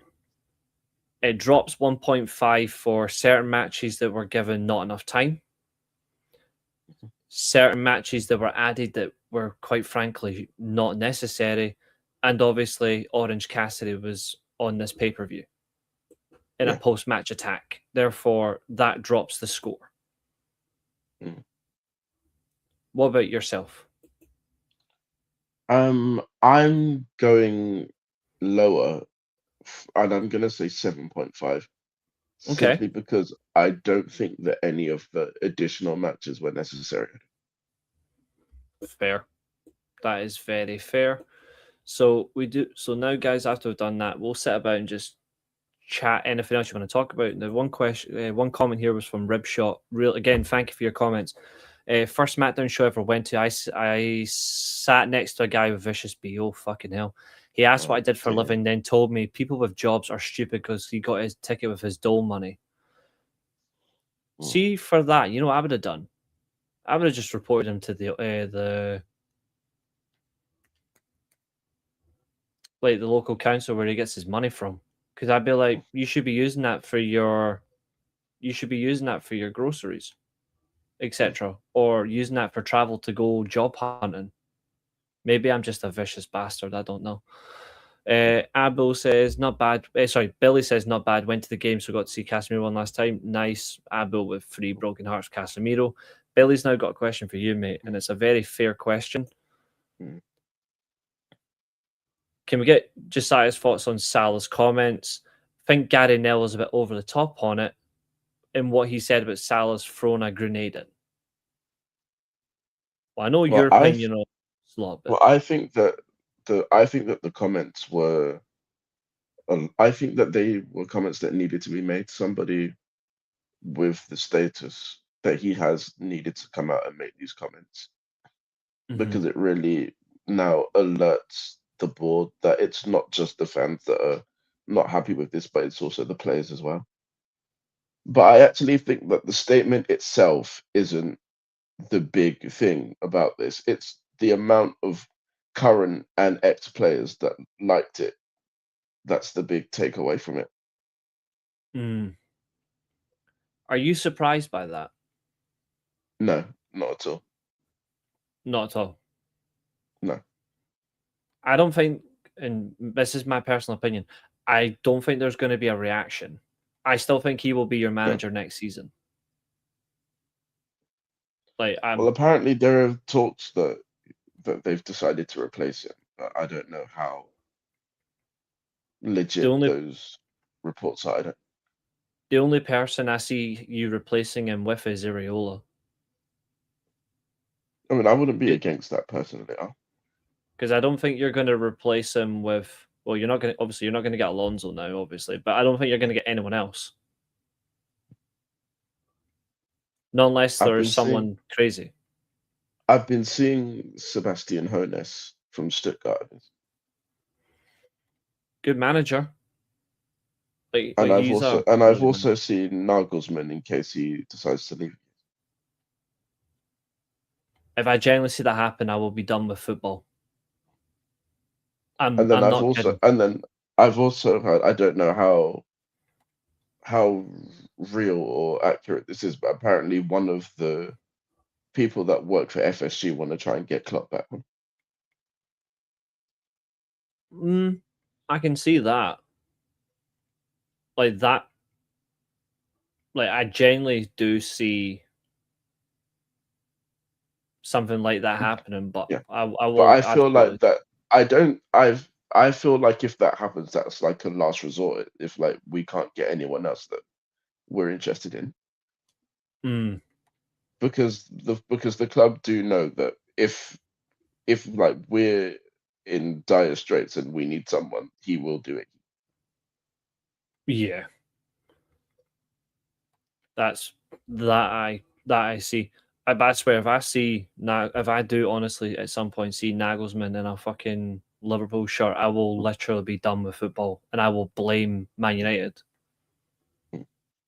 What for Like that? hiring Carrick? Yeah, absolutely.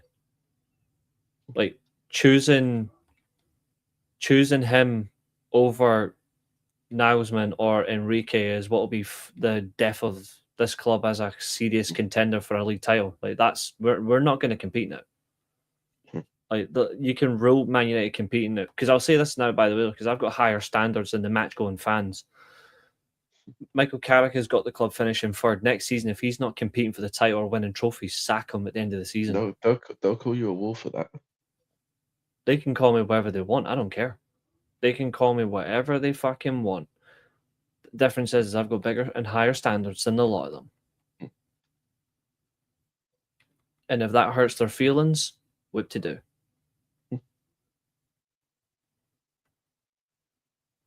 Sometimes the truth hurts.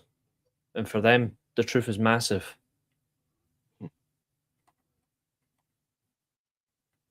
Probably a bit harsh, but still.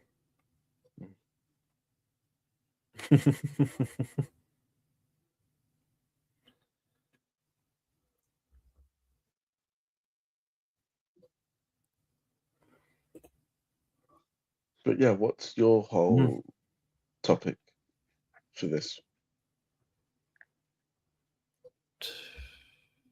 Yeah, that's true. That's true.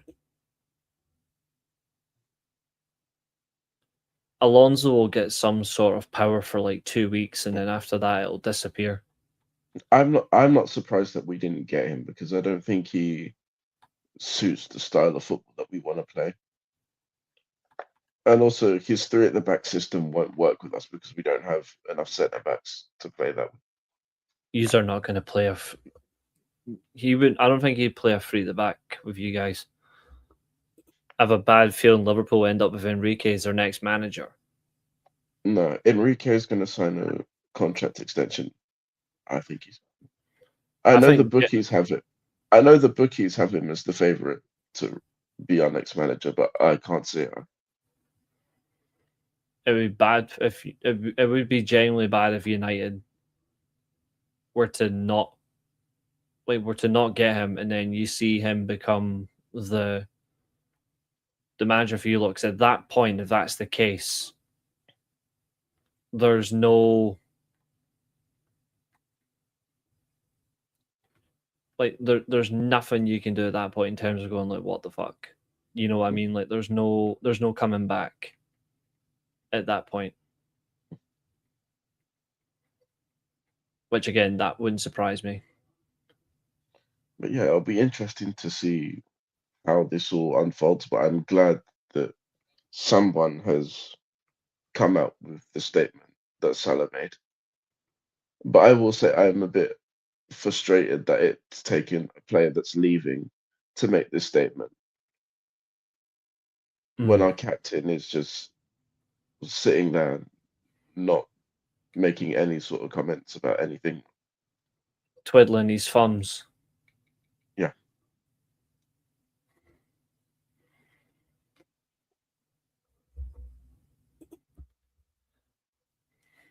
And it's just not. It's just not an example of a good leader to me. It's just. Yeah, I get you. I definitely understand where you're coming from in that sense. And I say it in the right way. I think I look at certain people and I don't see justification for getting the opportunities that they do. There's certain people that are rewarded too many opportunities. Yeah. But I've always reiterated this, and I stand by this. any top manager can succeed at any club, irrespective of the ownership, if they just decide to just focus on the job that they're given. Even if they don't have the resources, a top manager can still succeed. You just get on with it. Yeah, exactly. So I don't have like that. That's what I think on it. I don't really. For me, like I don't care if no one's got like ball. Even like an owner can have really weak mentality, but a top manager can come in and do the job. The problem is these Man United players don't like to be coached. Players these days don't like to be coached. They just want to be coddled like little rats. Yeah. And I can't stand shit like that. I really don't like that at all. Yeah, not at all. But yeah, what was your whole thought process about the Celtic thing that you had to? Yes. I'm going to share it actually, because there was actually another incident that happened this week that not many people are talking about. Because I actually spoke to a few Celtic fans and they explained to me why the goal stood. Yeah, rightly so. Like I can see why they've done it, because the pass was made to Osmond. Yeah. Therefore, there's no interference of play from Maeda. Therefore, the goal's given. I'm like, fine, if that's the case, fine. And also, Brian Mbeumo's goal today was not. That should have been ruled out for handball. Yeah. Because I don't understand the handball rule, because It doesn't make any sense. clearly say whether it's accidental or not, you can't score or create a goal with the assistance of your arm. Even And he's Billy's done saying that defo handball. It was 100% a handball. We've scammed that decision, and I feel bad for Forest on that. I still think we would have won the game, but we didn't deserve that. Yeah. But I wanted to bring up something that's really, really bloody important. So the fact that Celtic fans beat up the Hearts players. Yeah. There's something else as well that goes against Celtic. If the SFA have got major balls, they could do what happened to Slavia Prague versus Sparta Prague, which Points deduction. They got a points deduction and they were given a 3-0 defeat. So this game here was last week. It was a title decider, basically, or close to a title decider. And what's happened is Slavia Prague were fined. They were given a 3-0 forfeit, and it went to Sparta because the match did not finish and Slavia Prague fans invaded the pitch. Okay. The same thing happened with Hearts versus Celtic. There was still a minute to go, and Martin O'Neill has also said this, that the third official told him that there was still a minute left. So technically... Well, he's not very smart, is he? So technically, the game didn't end. Therefore, if Hearts are right to appeal this, they could I mean, it would be shit to win the league on a forfeit, but they have a serious case here that they can take legal action for. And this did happen. I mean, when it comes to things like that, I wouldn't want to win the title at that point because you can't get the moment back. Yep. So there you go. So following the pit, so at the time the abandonment, Slavia were leading 3-2. Only a few minutes separate the hosts from securing the championship title early. Following the pitch invasion, the players of both teams immediately left the field while Sparta departed shortly afterwards for security reasons. The league's disciplinary commission will now investigate the incident. Slavia could face significant consequences. According to the reports, the match could even be awarded as a 3-0 victory, which is what happened. Should the result ultimately be awarded in Sparta's favour, Slavia's lead at the top of the table would reduce to 5 points with 3 games remaining. In addition, heavy fines as well as possible partial stadium closures. They've been given stadium closures already. That is right there is what happened. I won't play the video, but You can imagine what happened. look at that. Yeah. For me, that's got to. They were awarded a 3-0 fine, and they were fined 600,000 Czech crowns, flares as well, and damage to the Slavia Prague stadium at the Fortuna Arena. I think. I mean, I don't care about the scenario. I think that any form of pitch invasion should be an automatic loss. It's just stupid. Agreed.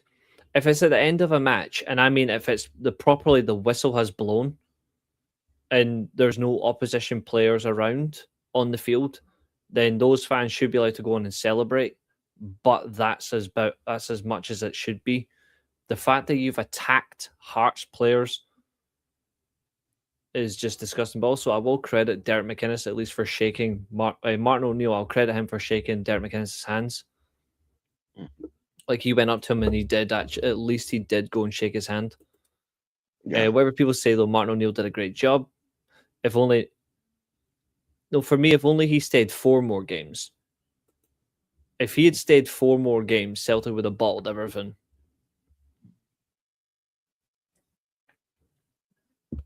But Martin O'Neill apparently has had conversations about potentially staying on another year.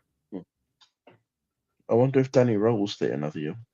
He's been told that he is the coach for next season. He has been backed. Well, that's going to be fun for you then, isn't it? Yep. Basically. Fucked. So 3rd again next season? I don't know. I honestly don't know. If he wants to make a real good... Because you've got to look at for Motherwell's note as well. If he wants to take a good crack... To be fair, they have said they will spend again. Like, they said they will spend again. They will spend more money, which that's a good thing.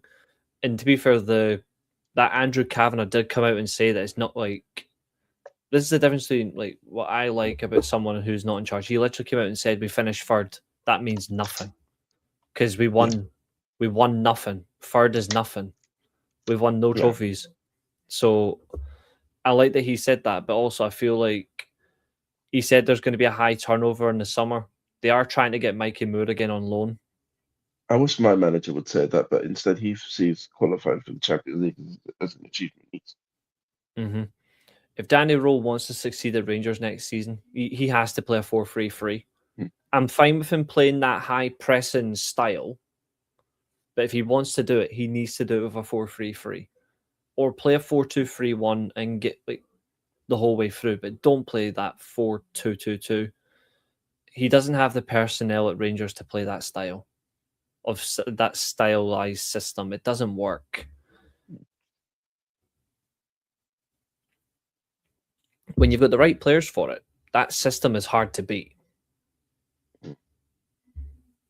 But when it doesn't have the system, like when you don't have the players for the system, you're not going to get anywhere. Yeah. Way I see it, give and take with that decision. Look how many ridiculous decisions we've had against over the season. No one kicked a fuss. Now all of a sudden it's a sham. I'll take it.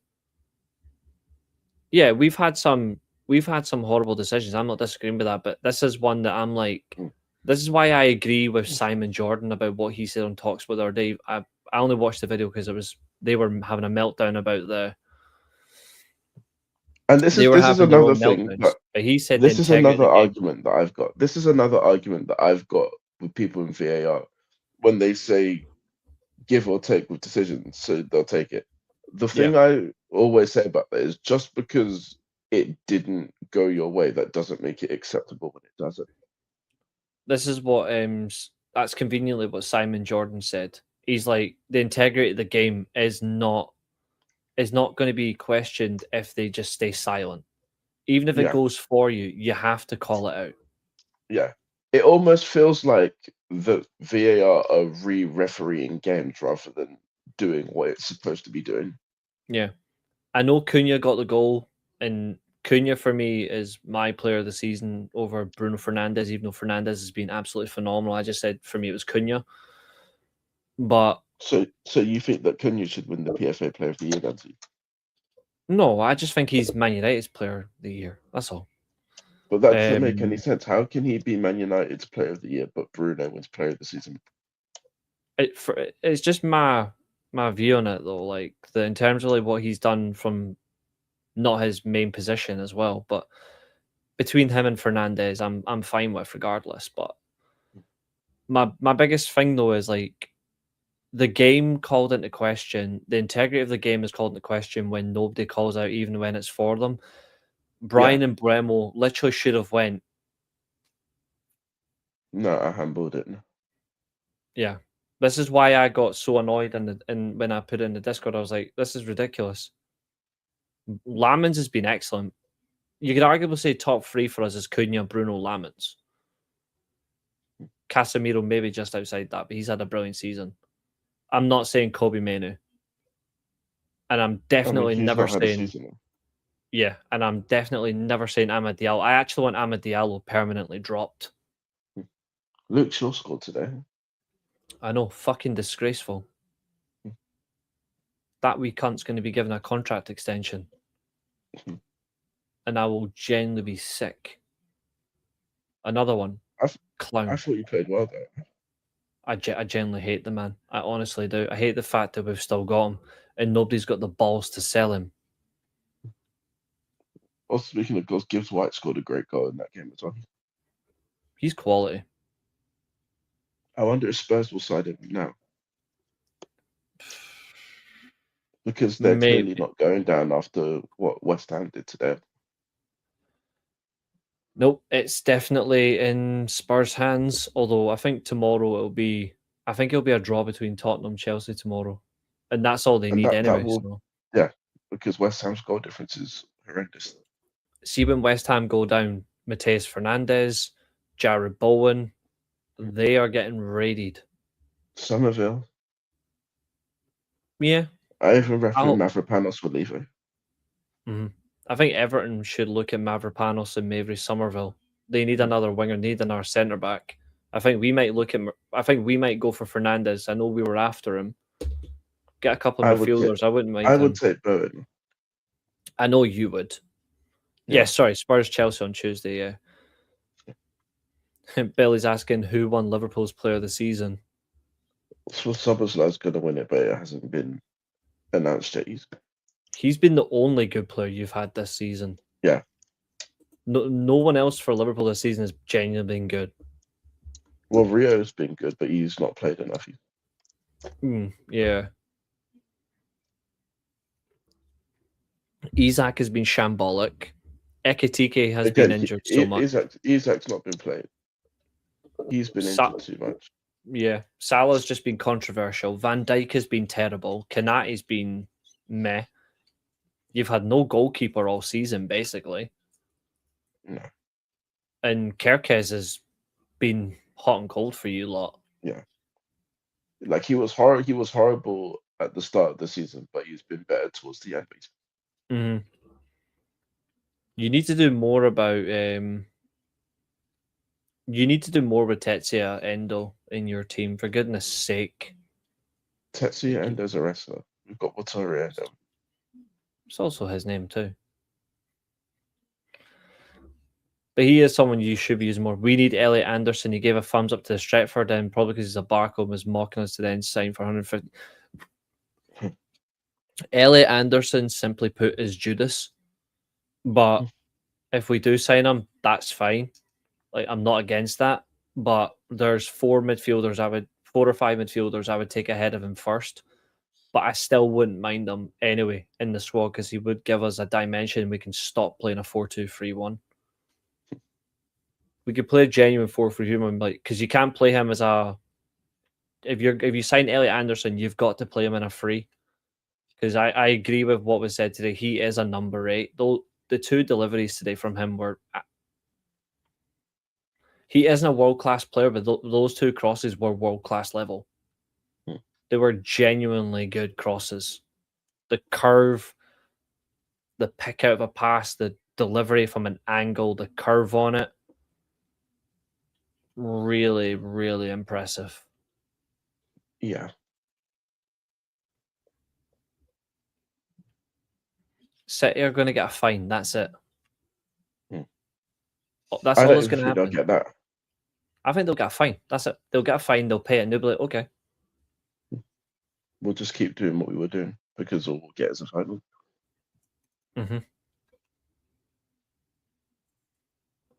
I don't think the league has any integrity to take trophies off them or whatever. But even if they did, I'm just they going to go can to the void. loop quickly. Yeah, no worries.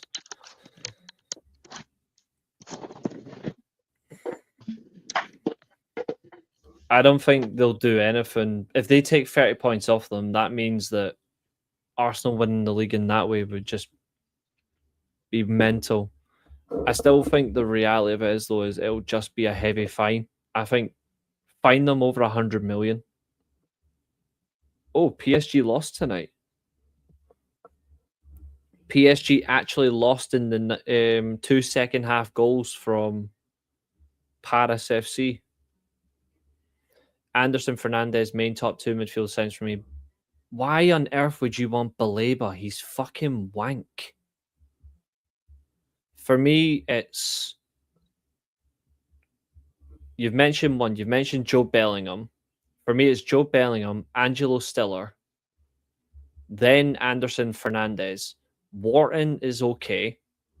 Baleba is crap. Hackney, more of a future thing. There's no youth player right now that's good enough to get into this team. Not a single youth player is good enough to get into the team. I wouldn't bother. I think we should just just have a strong midfield. We don't need to bring in youth midfielders. I actually wouldn't bother with youth midfielders. And yes, EO and Evil did get married. That's correct. I don't rate Baleba at all. I think he's overhyped. Adam Wharton is decent, but not Man United level for me. Dorgu is quality. He'll be a winger next season. He will not be a fullback. I would honestly, that would be one way to get Ahmed out of the team. Yeah. Mateus Fernandez is one of the favourites for us. I haven't seen anyone else try to sign him. I don't know who else is looking at him. The thing is, if you get Fernandez, he's not going to play. So I feel like that's just a waste of money. Yeah. For me, if this club has ambition, if this club has got ambition, they sign Stiller from Stuttgart. I think that's the one thing. If we get Sebastian Hoeneß, I think that we'll get him. Anderson and Emerson for me. We need a passer and a destroyer. Here's the thing: if you're going to play with a midfield, does it need to be a destroyer? The thing is, I wouldn't sign Elliot Anderson simply because of the amount of money that he's going to cost. Now that's a weird thing that Julio can talk. I Julio appears when talk about football. That Elliot Anderson is going to cost over 100 million if he does go, and I don't think he's worth that. What's up, mate? You're fucking crazy. When this is the only time we talk about football and you appear. 3 midfielders, left back and a left wing, and that's for any player sales. Only concern Ugarte and Casemiro leaving. Anything less is malpractice. They bring more when you move players on. I simply stand by it. This summer's a failure if we don't sign 4 midfielders. For me, 4 midfielders or it's a failed transfer window. And Michael Carrick has to, if he doesn't win a trophy, you sack him. Because you can't say, third to third isn't progress. Third to second with no trophies is slight progress, but it's not enough. And before anyone says I'm being harsh, I'm not. It's called high standards.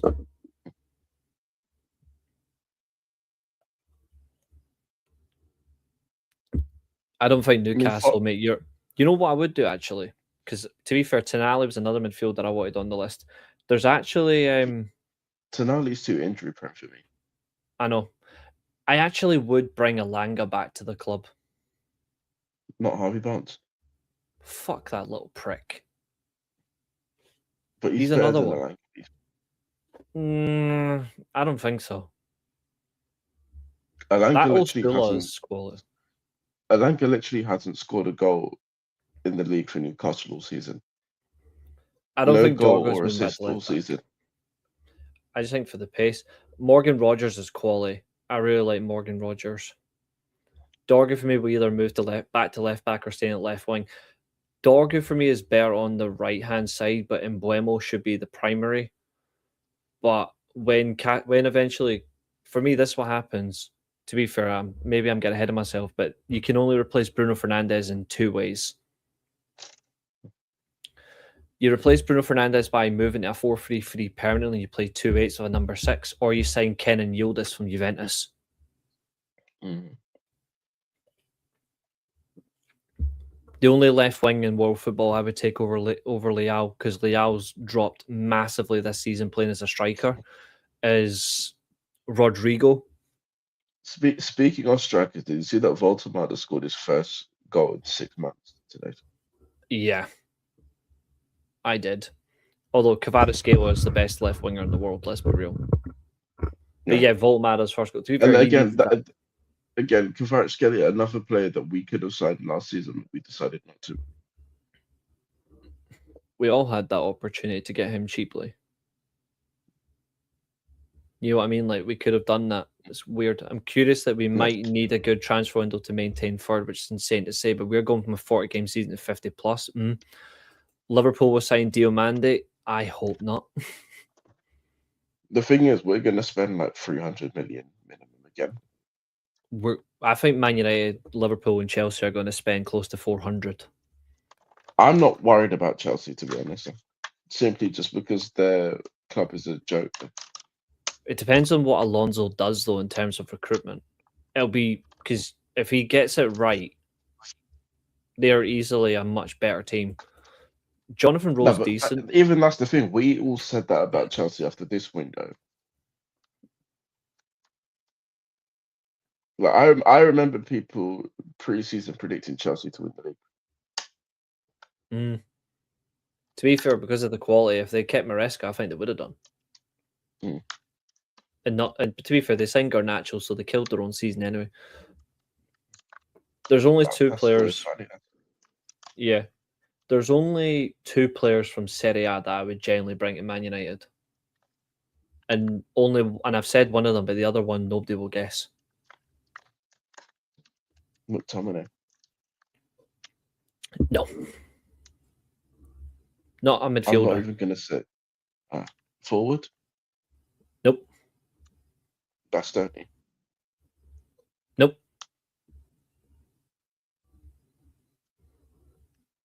It is a defender though, but it's not Bastoni.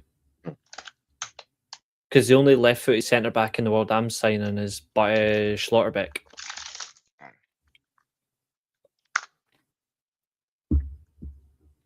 Not mine, Nan. I'm happy with Lamens. Lloyd Kelly? Nope, not Lloyd Kelly.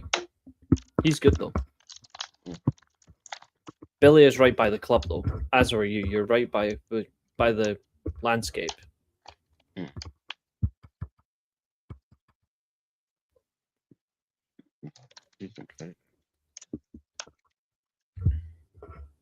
Speaking of Serie A, have you seen how hilarious the table is now?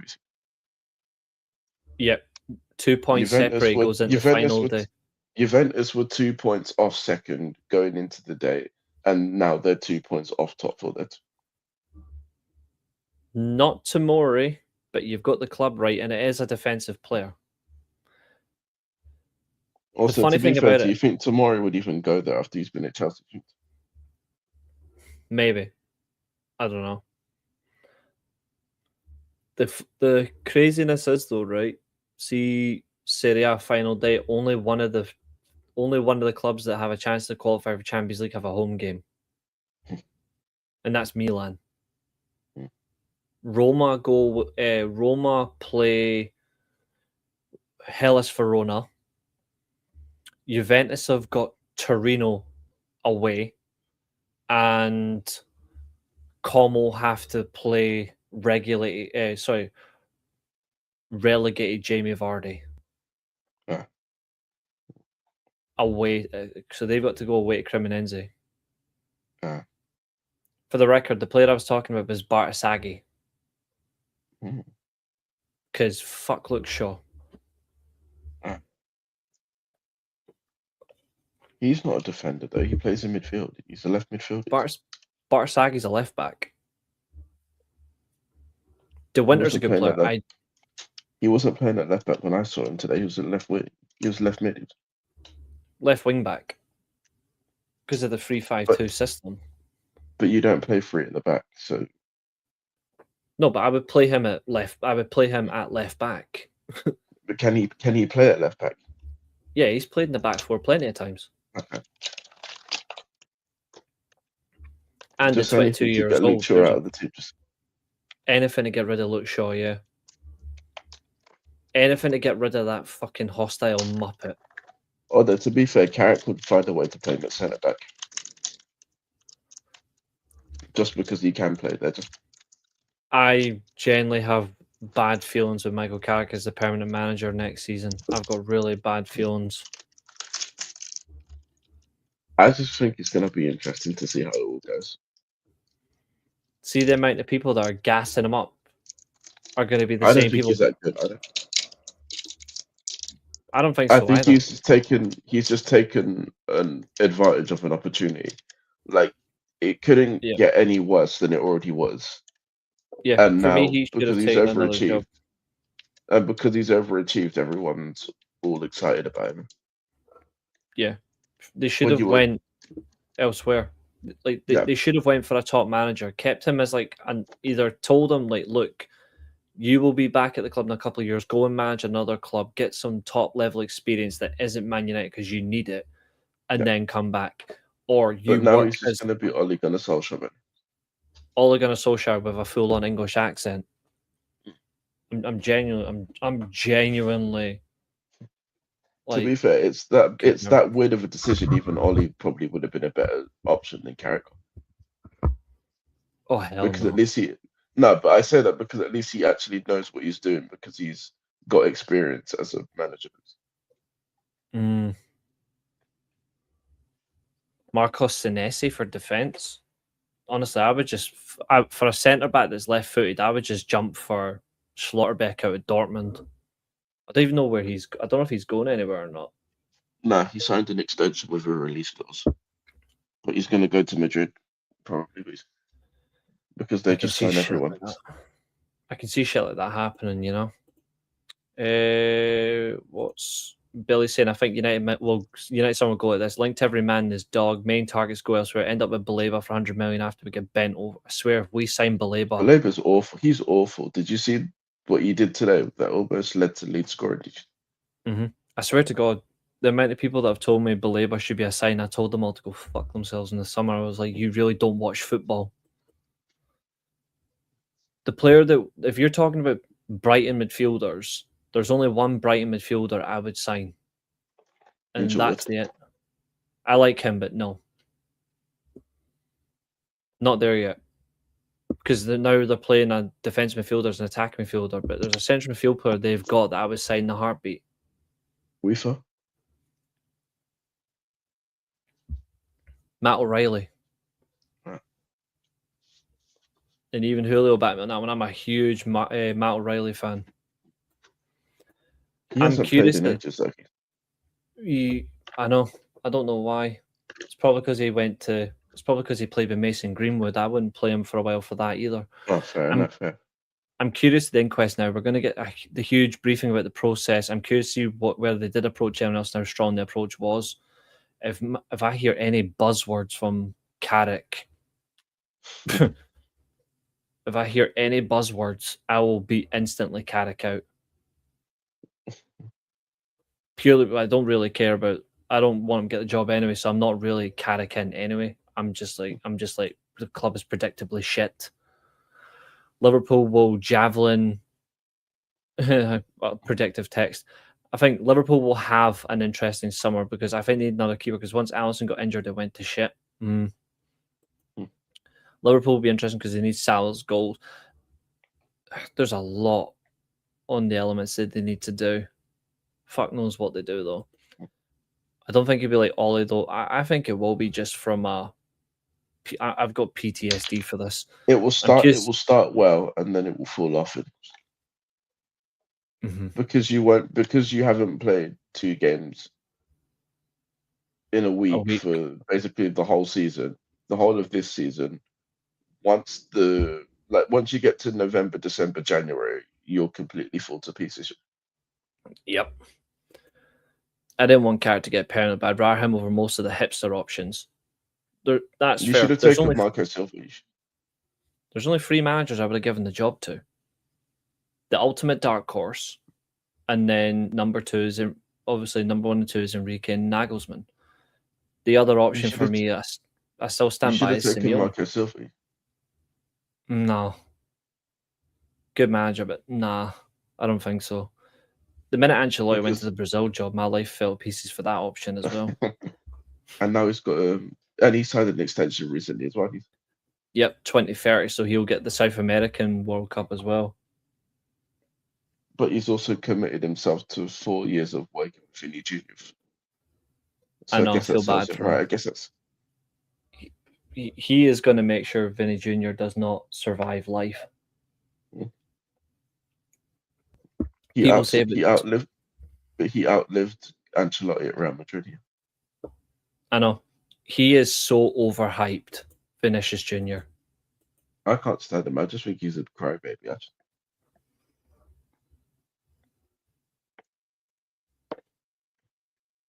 I genuinely think the only reason he's got so much success at Real Madrid is because Rodrigo is a more selfless player and a better player than Vinny Jr. will ever be. Like, if Malacia goes, then good, because Malacia is genuinely crap, and Rasmus Højlund leaving is a smart move. I forgot that Malacia even played for you. He's went back to his buzz cut, and it still didn't get him minutes. People say about 2 games that we only need 3 midfielders, a left back, and Lewandowski, and we're sorry for rotation. 4 midfielders, a left back. Why do we need Lewandowski? Just because it's free, I guess. I don't know if that's a good idea. I like Lewandowski, but I just feel like we're asking for trouble. If it's a case of they called Ancelotti's agent and he said, well, Brazil are offering a contract, and the board said, oh, okay, then I'll be... I mean, Malacia after a Newcastle game, she'd never been in the squad again. Yeah, free transfer. Just let him go. 12 million quid wasted.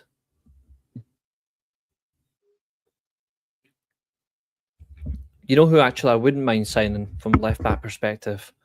Ruggieri from Atletico Madrid.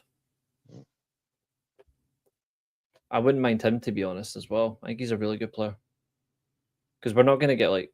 There's only 3 full-back, like, in terms of left-backs, excluding, obviously, the craziness of, like, a Nuno Mendes. See what I mean? Like,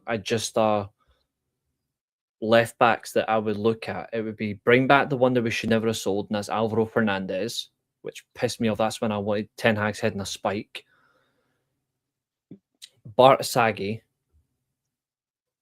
or Ruggieri. They're the only left-backs in the world I would sign. That are genuine left backs. You would have to do a massive wage decrease on him. But he is now eligible to now come back. United would do that because they love cost cutting. He does get paid 20 million net a year, but he is now eligible to now take that. He's now eligible to do that tax exit to come out of Saudi. You have to wait X amount of days to do it, and he's now past that period. He's now done it, so he could technically do it. Be great, but I don't know. He's all over the place. He's been playing left back, centre back, left wing, and left midfield all season for that Saudi team. I checked the stats. I don't watch the games. Well, Al-Hilal, they're going to win the league as well, though. Yeah. And then Ronaldo will cry again. Ronaldo is generally the biggest flop in that league. He scores goals, but he's never won a single trophy in that league. Yeah. He's Whereas lost Sadio 14 Mane trophies. walked in a year after him and he's already won more. Like, actually, if you think about it, Darwin Núñez has won more trophies in Saudi than Ronaldo, I'm pretty sure. Yeah. Yeah. Absolutely insane. Anthony Robertson's And he doesn't even actually play got decent. anymore. That's true. But it's funny, if Al Hilal win their league, he still technically would have won that as well. Mm. He got presented with the shirt in a frame. Think that says it all. Yeah. I'm still hoping Ronaldo went to Saudi to earn shitloads of money to buy United. Ronaldo still can't afford the club. Even the amount of money he's on a year, he couldn't afford Man United. Genuinely. Unless he had like an investor with him, then that's the only way it would work. And even then, the Glazers still wouldn't sell. Exactly.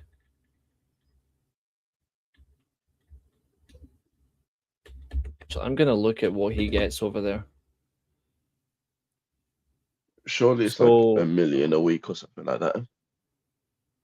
So his entire contract is 200 million euros per year. A total contract value approximately 240 million euros for 2025-2027. A 30 million euro signing bonus and performance-related bonus, such as 8 million euros for winning the AFC Champions League, which is never going to happen. Nope.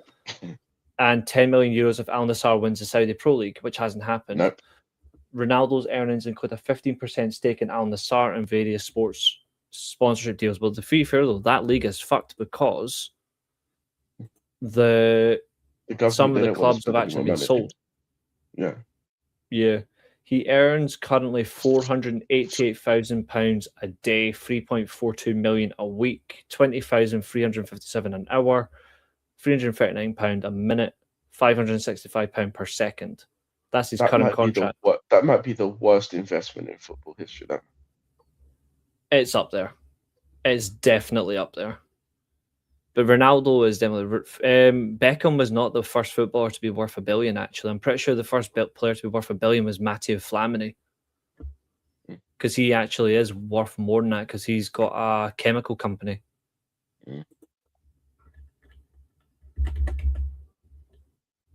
It's 20 grand a day, 488k. Something like that. It's mad. Almost a bull's wage. And this is why people say footballers are paid way too much. Yeah. Yeah, first billionaire sports person is David Beckham. Yeah, but like in terms of like crazy wealth, Matteo Flamini is right up there. At the minute, Beckham is worth 1.185 billion. If he had his wife's probably worth more than he is. I wouldn't be surprised. They both doubled their wealth, so it says a lot. Must be that reality show that they've got. I think it's best for Saudi interest in football if they don't do the same as Newcastle and just financial backers. Someone like Ronaldo being the face of a takeover. Saudis show no intent. The Saudis need to sell Newcastle because they're still rubbish anyway. Victoria Beckham is worth $700 million. David's worth more. David's worth 800 million more than her. Fair enough. But yeah, he wants to turn his football club into Barcelona too, which I just don't like. They're just all old Barcelona players. One thing I don't like about them is they got rid of Fernando Redondo. Like, I'm a big fan of Redondo, and they got rid of him just to sign more Barcelona players. Like, it pissed me off. But I did like the Rodrigo de Paul signing. He's such a good player. I didn't like it because I still think he's too young to be in the MLS. Yeah, they actually kick off in 20 minutes. Miami versus Portland at 11 o'clock. Mm-hmm. But yeah, Beckham is $1.58 billion net worth. Manic. Doesn't he still own Salford as well? He still owns Salford as well, yeah. Him and Gary Neville are the only two left. Gary Neville, he's a weird guy. He certainly is. Looking at their So their team for today, Reguilon starts at left back. Suarez and Messi. Yep, Suarez and Messi are up front in a 4-3-3, and Rodrigo de Paul plays in a midfield three. Mm. I mean, I like it. Like, I've got an Inter Miami shirt. I like them, but I just don't like the fact that they became that. You know what I mean? Like, I don't agree with it. They are third in the league. They're 2 points behind Nashville. Mm. Yeah, Button Giggs left eye. They don't. None of them really care about it. You know what I mean? Like, No. if they genuinely cared about Salford, they would be promoted by now. That's the difference between them and, to be fair, They nearly got promoted. Wrexham. Yeah, they bottled it.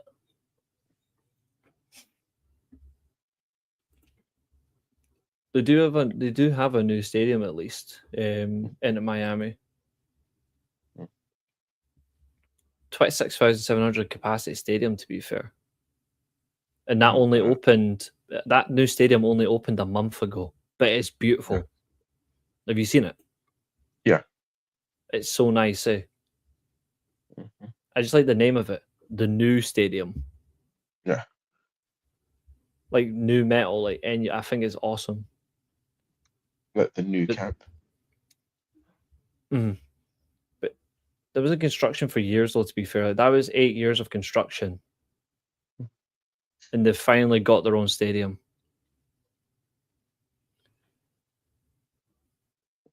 Yeah, I expected Scholes to be there, but Gary Neville, he wouldn't have been. Gary Neville's actually there's so much more to Gary Neville that pisses me off that people will not realise.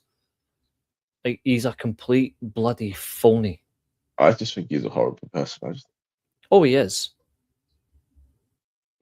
His brother might have been a clown in 99 when he got sent off in an FA Cup semi-final, but Gary's a big fucking dickhead. Like, I will never, ever respect Gary Neville. He's like the most unintelligent person ever, but he'll say anything to make himself look smart. Mm-hmm. I would rather listen to Jamie Carragher than him, even though Carragher spits on people. He's not very smart either. No, he's not. His opinion changes with the wind. His opinion changes like his knickers. Phil Neville did get sent off in the semi-final, mate. The penalty that Bergkamp missed. Remember, Phil Neville got a straight red. Oh, the days where you could get a straight red for giving away a penalty. Mm-hmm. So that's none of this double jeopardy nonsense. Just you're off. Mm-hmm. I wondered where he ended up. Gerardo Martino. So he ended up at Atlanta United. I wondered where he went. Manic. Yeah, Keane got sent off, but so did Neville. That's one thing he does really well, Phil Neville, being useless. Never liked him. I've never liked Phil Neville. He was decent for Everton at least. But then that's a low bar. Yeah. Is that the same one who went to? Aye. That Gerardo Martino was like Inter Miami manager. He does well, then they bin him for fucking Donkey Boy. I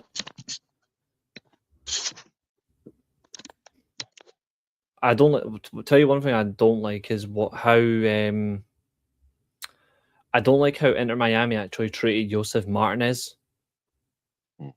Like, that for me was scandalous. At one point he was the best striker in the MLS, and then they brought him in and they just didn't bother to use him.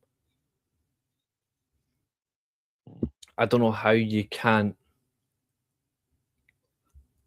Also, it turns out Billy was right. Phil Neville didn't get sent off in that game. Yeah, sorry, my memory's catching on to it now. To be fair, he said he got sent off deliberately because he was injured. That's the most Roy Keane thing to do. Yeah. I mean, I approve that. To be fair, I would have walked out in Ireland as well. If I was Irish in a football game and I had that level of management, I would walk out as well. Thankfully, I'm not, but we're managed by a baldy. He doesn't know what he's doing either. Not Steve Because he Clark plays defense. Yep. And he'll play stupid defensive football. It's going to be funny when Dick Advocat outclasses him on the field in a couple of weeks. In the final friendlies for the World Cup, because he's now back in charge of Curacao. Gary Neville and Carragher have both gone so far to try and not be biased for their clubs that they both now sound like they hate them. They should not have them near each other's games. Carragher does hate us. Yeah, Carragher definitely hates Liverpool because he doesn't get any invites. Yeah, and he shouldn't. I only like listening in terms of someone who just generally speaks about a club. Like in terms of Man United, I only listen to Owen Hargreaves. Like you said, like if you listen to Jamie Carragher on CBS, he's got a completely different person than when you listen to him on Sky. For me, CBS Carragher is the real Jamie Carragher. You know what I mean? Like it's like you can that is his real personality shining through. Because Sky basically tells you what you can and can't say. Whereas on CBS, he's got so much fun, and I like the dynamic of him and Henri and Micah Richards. It's a really good dynamic, and Kate Scott. Thank you. Not Kate Henri. Thierry Henry tried so hard. Yeah. He was thinking, I've got a chance here. And then she goes until he found out who his husband was. I don't even know who it is. You don't know Malek Scott? Is he not an actor? No, he was a professional MMA fighter, I think. I don't remember. Or a bodybuilder or something like that. I don't remember. Sky needs to get rid of Richards and Redknapp. They are absolute dross. Micah Richards is all right, actually. Micah Richards is right. Jamie Redknapp, though, he doesn't do anything for me. I don't even know what he does in life, except be reminded that his wife is holding on to him. Sorry, he's holding on to his wife because his wife is too good for him. Fair enough. Yeah, I don't even think his wife posts him on social media. Probably not. Rightly so. To be fair, Jamie Redknapp's only on Skype because of Frank Lampard. I'm convinced. And his dad. Oh yeah. More so his dad. Great! I can't wait to see him wax lyrical about Frank Lampard next season. To be fair, if you actually look at it, Micah Richards isn't all just Pro City, to be fair. No. He is a pure stage artist because he isn't. He loves Arsenal as well. But then he is an Arsenal fan, but then. I like what he says, like when it's on, when it's for Sky, it's Man City. When it's not for Sky, it's Man City. He got asked that question. He's like, depends on the context. He said that on what's that Sky show they do? It's not Saturday Socials, is it? No, it's the one where there are two different captains. They've got hosted by the guy with big glasses. Also, a guy who works for Sky. But they were on the show with that boxer that supports Everton. Tony Belliot. Yeah. They were on a show with him and he asked them who he supports, and then Jamie Redknapp says Liverpool, and he says, you can't be a Liverpool fan, you're not from the area. And he took the piss out of him, right, for that. But then he said, I also like Bournemouth too, and he's like, oh, you're one of those, aren't you? You can't support two teams. And he's just diving into them, and then the humor of it at the end is when he says to Micah, what team do you support? And Micah says it depends on the context. He says, what does that mean? He's like, when it's on TV, it's Man City. When it's off that, it's Arsenal.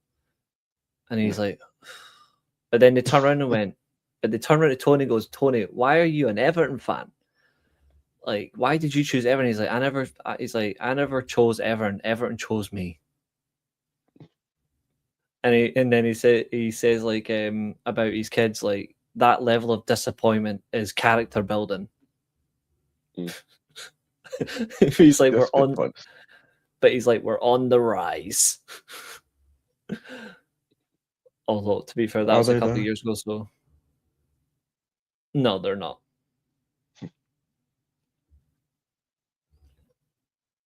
Keane is They're 12th. absolutely better. They're 12th with no chance of Europe. Great rise. Yep, they have folded it well and truly bottled And it. they could still finish as low as 14th. Yeah, that's true. Well, it's their fault.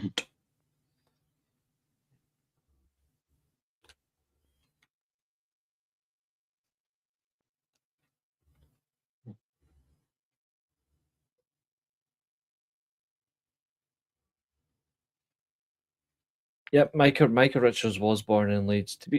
I'm not one of those. I'm not one of those. I don't care where you come from. All that support bollocks. Like that for me No. is the.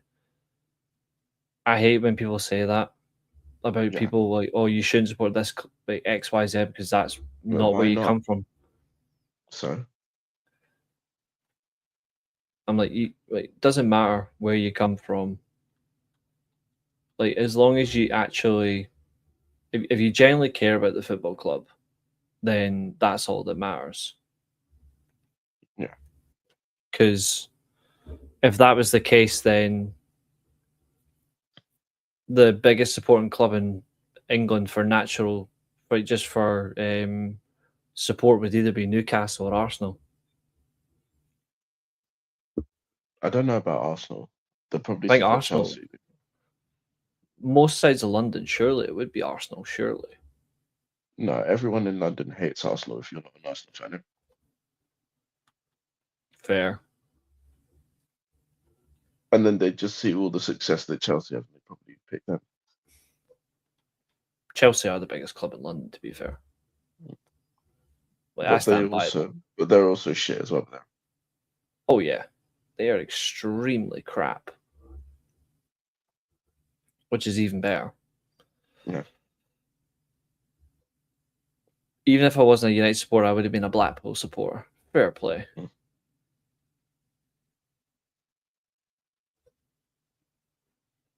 Oh, I know, Billy. That's what I'm saying. Like that's exactly what I'm saying. Like, you've basically just echoed my point. Like there are genuinely probably more United fans in London than in Manchester. Yeah, because it's City fans. Yeah. Josiah's based in London. Josiah lives in London. Yeah. You know what I mean? Like that, but he's a Liverpool fan. It doesn't matter where you come from. There's fucking, in terms of like where I live, town wise, there's not many people that support the local team. They support Rangers or Celtic, or Hearts. You still see decent crowds at the stadium down the road though, but in terms of that, that's what it is. But like, even in if you look at like Italy, like the top three supported clubs, Juventus, Juve Inter, and the Milan clubs. but after that, it's Napoli, then it's Roma, then it's Lazio. But there's more Lazio fans in Rome than there is Roma fans. And there's more Juventus fans in Florence than there is Fiorentina fans. Although to be fair, if you're a Fiorentina fan, I question you. To be fair, they still hate Juventus for Baggio. Mm. Didn't they beat Juve today, didn't they? 2-0. Which is funny, which is hilarious. And they had a mad send off as well. Yep. That title race will literally go, not title race, sorry, that Champions League place will literally go down to the final day, where the only way a title race, but Napoli decided that they were just going to lose. Mm-hmm. You can put that one in all you want, Trev. You can put that in if you want, but I'm not going to acknowledge a team that cheated to win a league. Because there's more conversations about the Motherwell game coming up now as well. Well, what did they do in that game? About that penalty. There's a lot of stuff that's coming out about that penalty as well, saying that it Was it was. not a penalty? It's not that it wasn't a penalty. It's the fact that there's more. There's Motherwell players that are being questioned over it. Oh, what they cheat? They fixed it basically. They think that. It's interesting. Stockport fans hate City, but seem to hate United more, even though we've not played them since 1978. It's because of the location. It's just because of the location. It's just manic. Peace up, boys. Take care. Good night. See you later, Arbo. Have a good one, bud. Indeed. The funny thing is, I watched the game, right, and I stand like I did the game as a watch along, like on another channel. I do a football podcast with every Saturday, and I stand by what I said. The first half, Celtic were the better team for the first 20. Apparently Dembele got injured, but it's not serious. Okay. I said Celtic were the better team for the first 20, 25 minutes. In terms of the ball, they were much better with possession, whereas Hearts were more about pressure. But they weren't really making anything to do with it, and Celtic didn't make any. They didn't take any chances. Then Hearts scored. Then conveniently, a couple minutes later, Celtic are up the other side of the field. 3 minutes later, the lead only lasted 3 minutes. Tierney makes a cross, and Ketsaridis is sliding into a deflection, but his hand's up here. So he's already kneeled on the ground. His hand's like way up above his head, and then boom, handball penalty awarded. And then after that, second half, Hearts didn't really do anything. They didn't make any chances to score, and even if they made chances they did have, they were really wasteful. Celtic did very little. And then after that, you get to the 90th minute, the Maeda goal, which is now been proven it should have been given correctly. But the third goal it's an empty net because the goalkeepers went up for a last chance.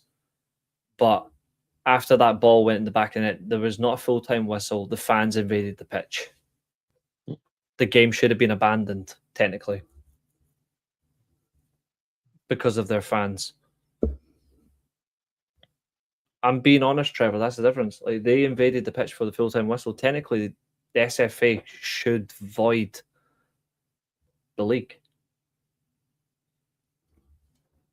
They should give the championship to Hearts. I feel like that they need to consider when they do the split for the title games, they need to consider hosting the games at neutral venues. Yeah. Celtic had 4 games out of 5 at home for the split. Hearts had 3 away games, 2 home games. And Rangers had 4 away games, 1 home game, lost 4 in a row, then won the last game conveniently when they did nothing. Trev, I'm not reaching. I'm simply stating facts.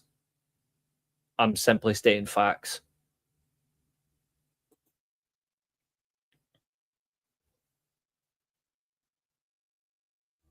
Yeah, there's no chance of 2 goals, but you cannot do what they did. You can't. This is my problem with people when they excuse fan behaviour. The full-time whistle did not go, and Martin O'Neill, for all the stuff he's done, the stupid idiot literally said the referee and the third official told me there was a minute left. This is the thing. You can't just say, "Oh, it's acceptable," because they weren't going to score 2 goals anyway. That's like saying that you shot someone by accident, but you can't get arrested because you apologize for it. Exactly. Or you're in a boxing match and you need to get 2. You're losing on points, so you need to get a knockout to win. But instead, what happens is the opponent falls to the mat and you fall as well. You get nothing out of it. It was a penalty for.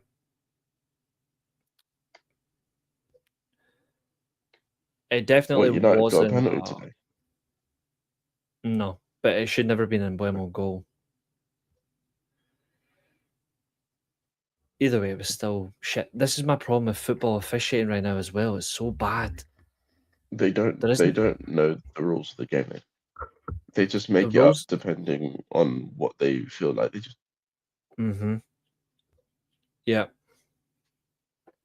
There's actually a former chief executive for Rafe Rovers who actually said from SFA meetings that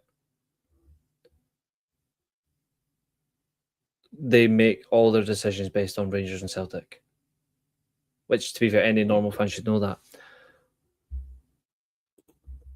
So award the league to Hearts because fans invaded the pitch. That's not reaching. No, it's not reaching at all. It's not. It's not award the league to Hearts. It's replay the match. Follow protocols. Yeah, 3-0 forfeit. No, that's the protocol. If it's the case that Hearts win the title because of that, then that's just a byproduct of them following the rule system. Yeah, it's not. And if you wanted saying we're giving the title to Hearts, it doesn't matter. For God's sake, the midweek penalty. Yeah, that was not a penalty, but we've literally just seen what happened. I showed you the evidence of the Slavia Prague Sparta Prague fucking derby of what happened when their fans invaded the game before the final whistle. It doesn't matter. They still invaded the pitch before the final whistle and they attacked Hearts players. What more can you say? To be fair, they should get a points deduction for that alone. Forget the fact that they invaded the pitch, the fact that they put their hands on professional football players. Mm-hmm.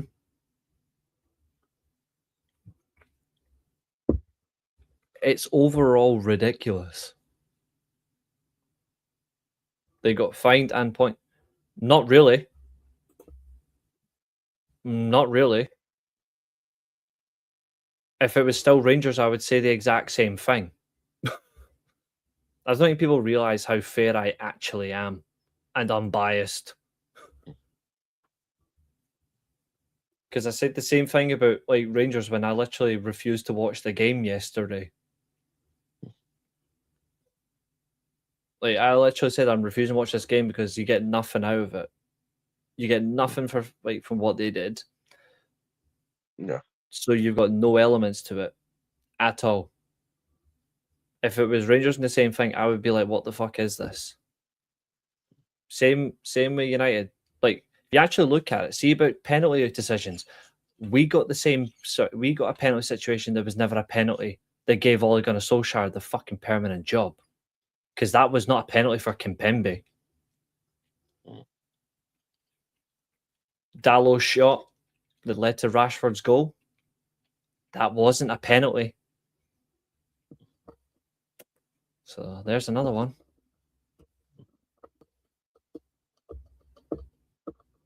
No, I wouldn't. I would rub in if Rangers won the league by battering someone. Like Kilmarnock. Like, take the 2011 title, the 2010-11 title season ender, right? Rangers were 11 points behind Celtic. Walter Smith's final season. They had to win every single game and hope Celtic dropped points. They beat Kilmarnock 7-1, I think, final game of the season. They were like, I think they were like, no, Rangers, what was it, 5 or 7? But Kyle Lafferty scored like 2 goals in like the first 5 minutes, and Rangers were already on the way to win the league. Celtic bottled it final day of the season, just like they did in 2005. That's me rubbing it in someone's face. Not by a scandalous decision like that. I don't agree with it at all. I never will. It's why I hate Liverpool fans for not having the balls to say Gerrard was offside in 2005.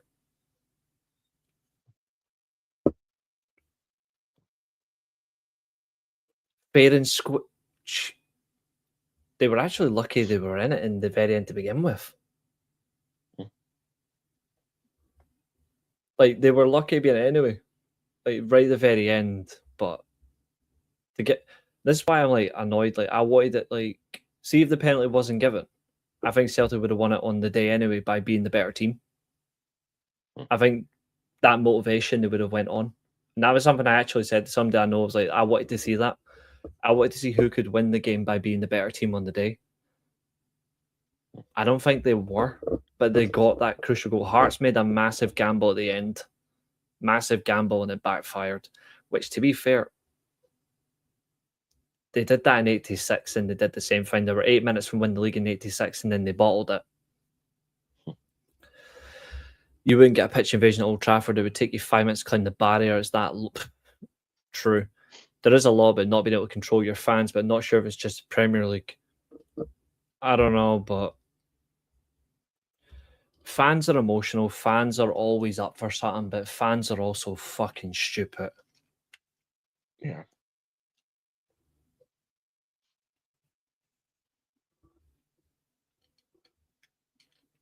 Oh, yeah. They're all saying that it was... Only Celtic fans are saying that it was a penalty. Well, except... Well, not just Celtic fans, Hibs fans. But that's understandable. They don't count. Yeah. It was a really bad decision. It should never have been awarded. I don't know how you can give a penalty for that. I really don't. Like, what are you supposed to do in football? You can't, or in life, when you jump, you have to move your hands. What are you supposed to do? Yeah. Like it doesn't make any sense.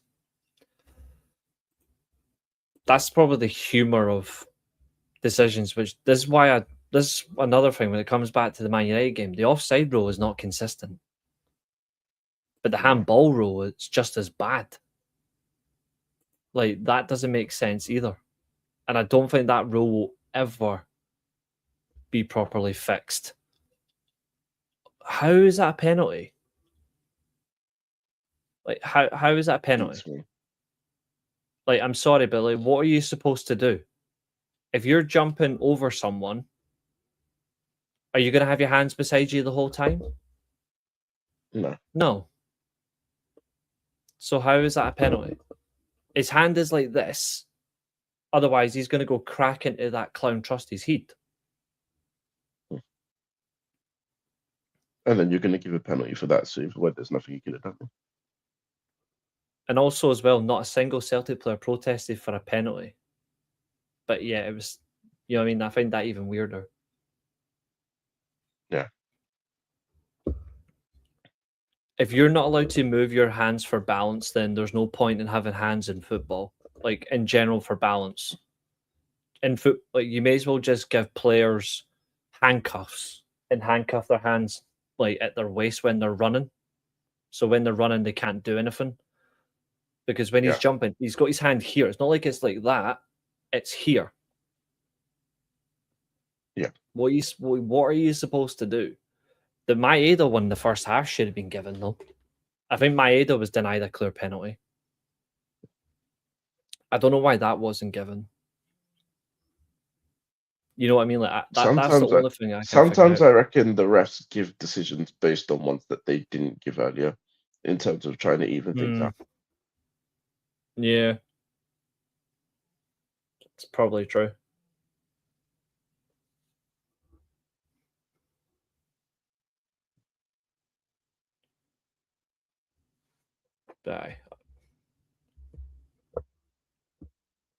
Definitely, it was the penalties where everything changed. The penalty for me is what changed the thing. But they've also come and said, like, the SFA have also come and said that Hearts should have had a penalty against Motherwell. So make that what you will. But Hearts were bad in that game. They were really bad. I think they were 2-0 down. I think they were 2-0 down, got back into it.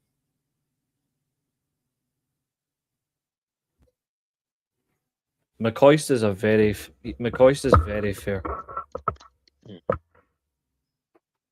Even for a Rangers fan, he is very fair.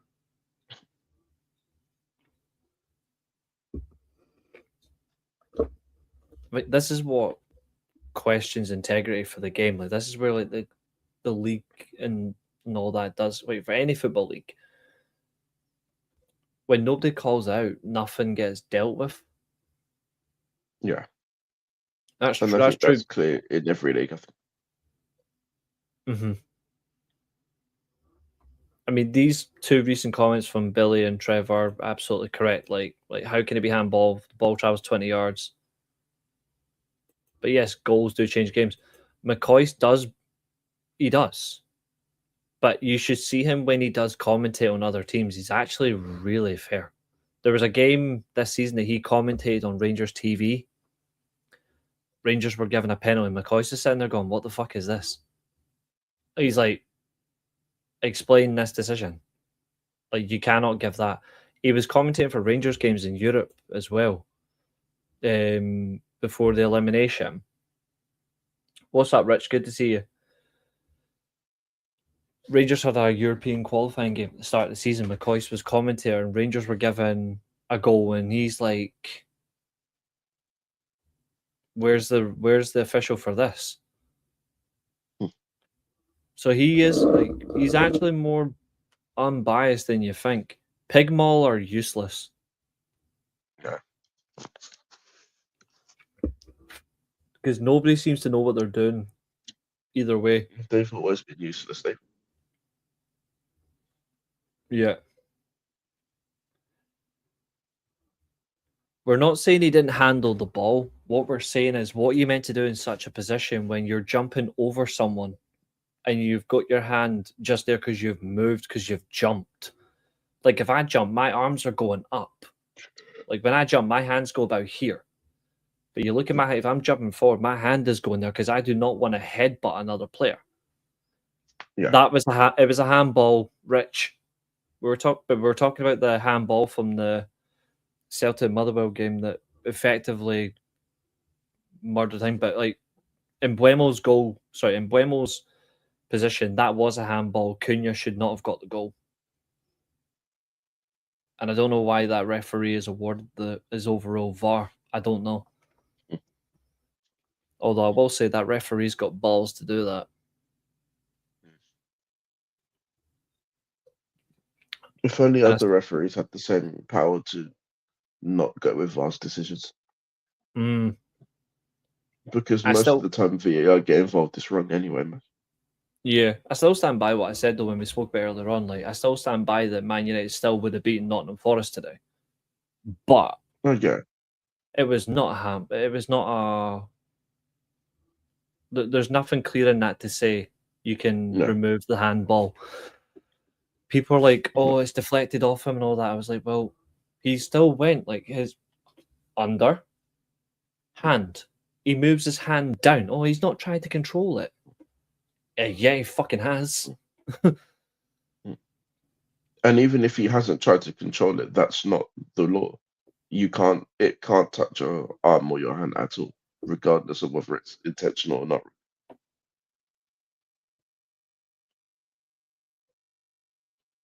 Yes, but when that same said player never jumps with his hand, is never in that position, like clung to his forward. I just look at it in perspective. If he's gone in with intent to go for the ball, then absolutely. I think the one thing they have to do going forward for all, and not just because they do it for European games, so league games are different. I think over the summer, they need to properly go back on the handball rule and literally nail it down once and for all. Actually say this constitutes a handball, this doesn't constitute a handball, and stop changing the rules. Because they change that rule every few years. I think it should just be as simple of if it hits your hand, whether it's accidental or not, it's handball. Deal with it. If they make that the rule, I'm good with that. Yeah. Because that'll really force players to cut shit out. Yeah. Yeah, there is rules about it. I just disagree with it. You know what I mean? I just disagree with the rules. Maybe I'm too honest about the integrity of football. That's what I hate about it. They should turn football into Street Fighter. No. And at least in that case, we'll see how many rules stay intact. Or to be fair, or they could just change it to wrestling because it's football scripted anyway. That certainly works for me as well. I do feel rules feel ambiguous. Yeah, that's a great way to describe it. Reece, I will forgive you for all the Celtic behaviour if you sing an Irish ballad just for me.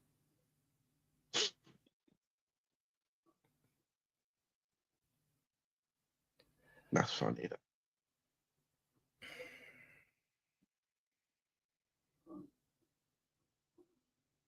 Can you even speak Irish to sing Irish? No. I didn't ken any Irish, and I wouldn't sing Irish ballad because somebody would clip that, send that to Keen, and he would probably use that against me for the next 5 years, the bastard.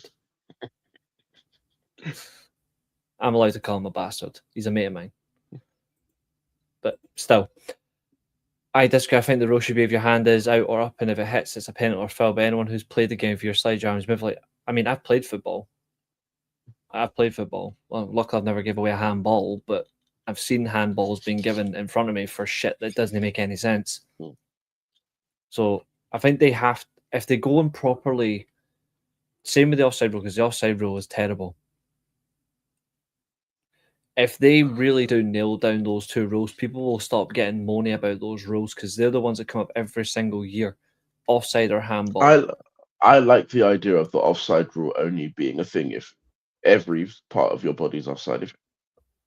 Yeah, if it's like a minute thing, I don't agree with it. Like, see, like for me, there should be an advantage. Like, see if you're like, say like this is your like if I'll give you an example. Basically, if there's any part of your body that can score that's onside, the goal should count. Yeah, like for me, so like there's like I'll try and straighten my wallet as best I can, right? So there's my wallet, there's my defensive line. Obviously, there's a bump in there, but just assume it's straight, all right? So yeah, we use this wee bit. So there's the line, and then I am just my head is just nudging a little bit forward, but then I finish it with my foot.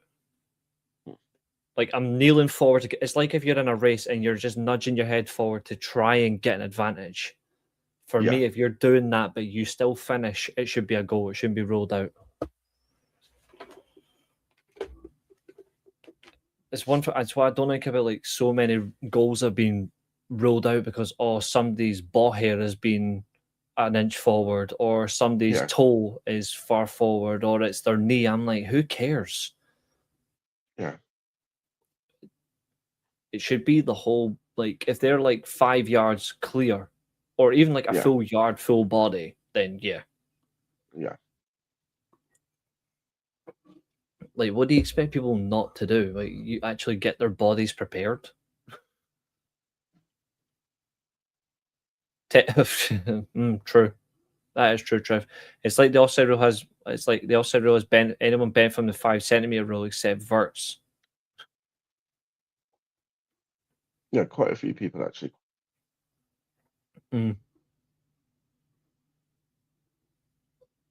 It happens a lot more than you think. It's just not shown. And it's because Florian Wirtz is one of the most recognised names in football. That's why he's getting constant about it. When I've actually seen Lamine Yamal get it all the time in Spain, but the difference is that little STI merchant gets given the goals. Yeah. You've got to protect his public image. You've got to give him the goals. You got to give him the goals because his 31-year-old woman doesn't want to dump him. Although, to be fair, that also is creepy for considering him. You know what I mean? Dion Dublin would be screwed if you have you ever heard the Fergan comment? And I've not heard the Fergan comment about it, and I don't think I want to.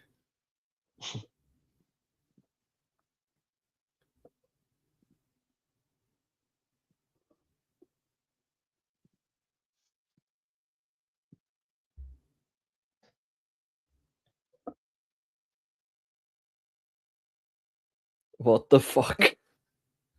Oh, please tell me that's a joke. All right.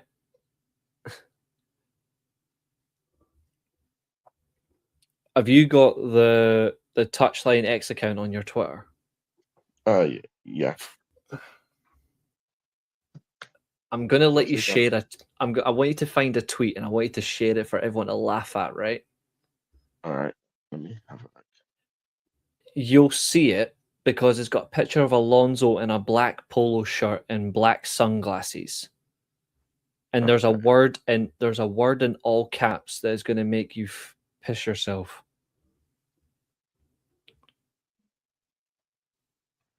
No, not Stu Merchant, STI Merchant. because he does get around. Speaking of people who get around for the best reasons, there is one player that me and you will unanimously agree is just an absolute joy to watch. We've been watching for quite a while. Good old Hulk. Yeah.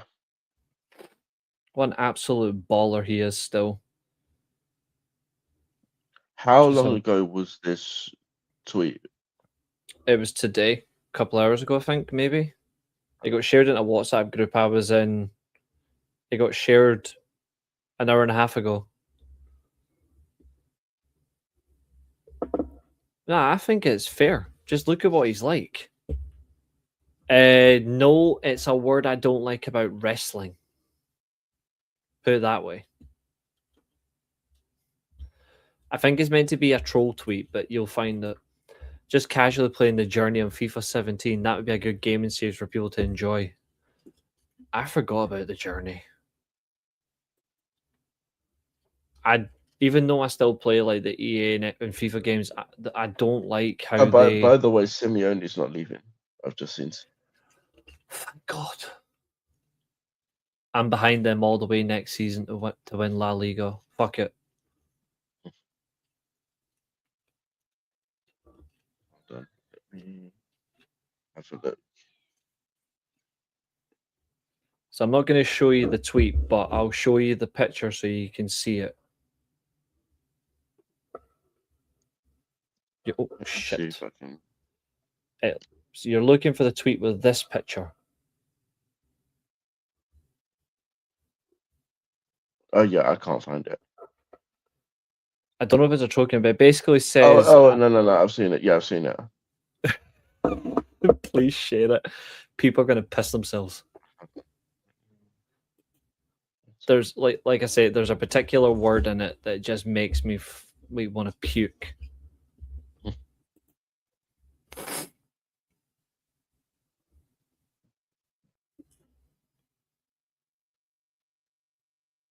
How the hell can Sky Cava say that? He didn't. That's a troll, definitely. It's got to be surely. Chelsea realised that he has aura. For fuck's sake. I am getting sick of that word. I really am sick of it. Because people use that and they don't know what it means. Oh, God almighty. On a level basis, and obviously you being a Liverpool fan, like... Oh, but by the way, Randy Orton said leave him alone. He's trying to enjoy his summer before he comes back to win the title. It won't be long before he is actually, done. hold on. Are you going to share that one as well? Yeah. I'll let you share it.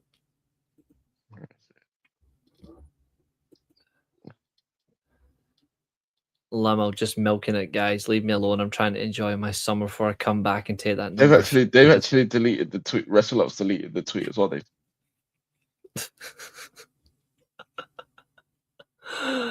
Oh my God. And then there's this. Keep my fucking name out of your mouth. I admit I rate that. But he is done. We need more wrestlers calling out these reports. Mm-hmm. Agreed. It's why I quite like watching Jack Perry and Anna Jay's outbursts at Sean Ross Sapnuts. Yeah.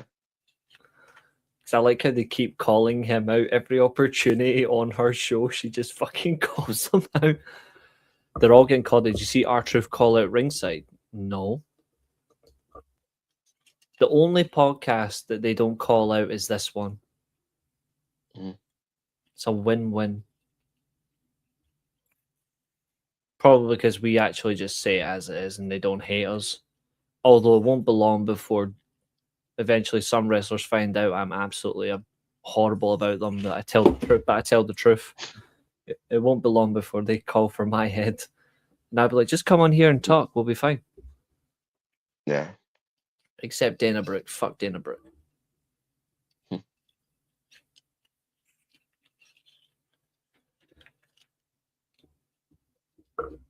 Although Abel probably would.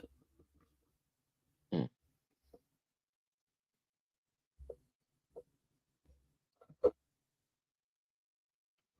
Rafinha double tonight. Okay.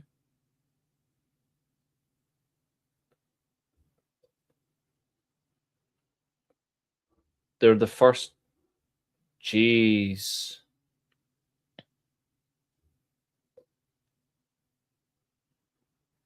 So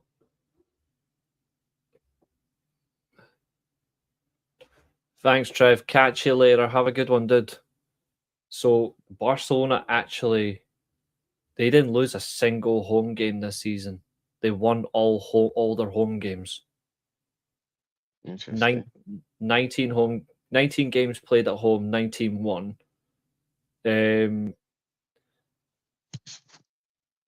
Only the 11th La Liga side to win all their home matches. They're the first team since Madrid done in 85-86 by playing and winning 17 games. The last time Barca had a perfect home record, it was 1959-1960.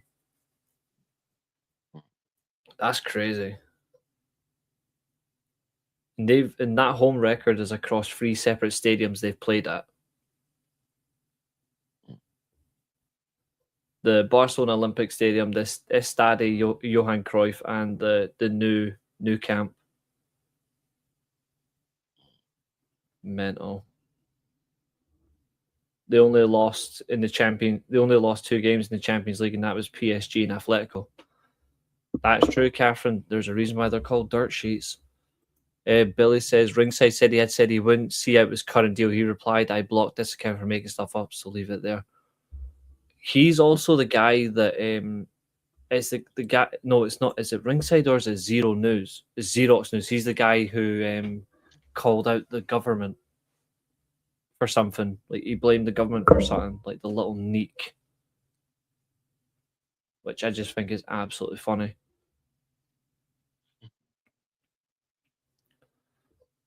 Where do you think Carvajal's going to end up? Because he's leaving Madrid end of the season. Retirement, probably. You don't think he goes anywhere else, league-wise? No, I can't see it. To be fair, I do think he should retire as well. Ugh. Right. Well, it has been one hell of a show. It has been. And I've just looked at how long we've been live for. 3 hours, 7 minutes, 51 seconds. Indeed. Mental. But we've had great conversations tonight, folks, which we do appreciate. We did our review, then we spoke about other sports. Remember that we do have like other things on this channel that stand out. Lipsticks Lariats is back next Sunday, which will be great. We have the next part of our second series, which will be on throughout the week. Josiah will be back with Dan on Tuesday. Myself, Dan, and Josiah. Membership videos, we're going to do quiz stuff. I'm going to get that ready for next month because we're getting ready for the quiz. Member videos, I'm going to deal with all that. Obviously, I've got a thing in the Discord if you do want to do. I do have the members only content section, so jump in there if you do want to see stuff in the members videos. But apart from that, anything from you, sir, as we close out? I've got nothing apart from stay awesome. Yes. I still have to announce it, Billy. I still have to announce it. But congratulations to Abel for the new predictions champion. 100%ed. He 100%ed the Supercard show stealing the title from me. Punk. But apart from that, you guys have all been great. Another 100+ view show. So we will see you later on. Good night, guys. Thanks for tuning in. You guys are the stars. We are the Steelchairs.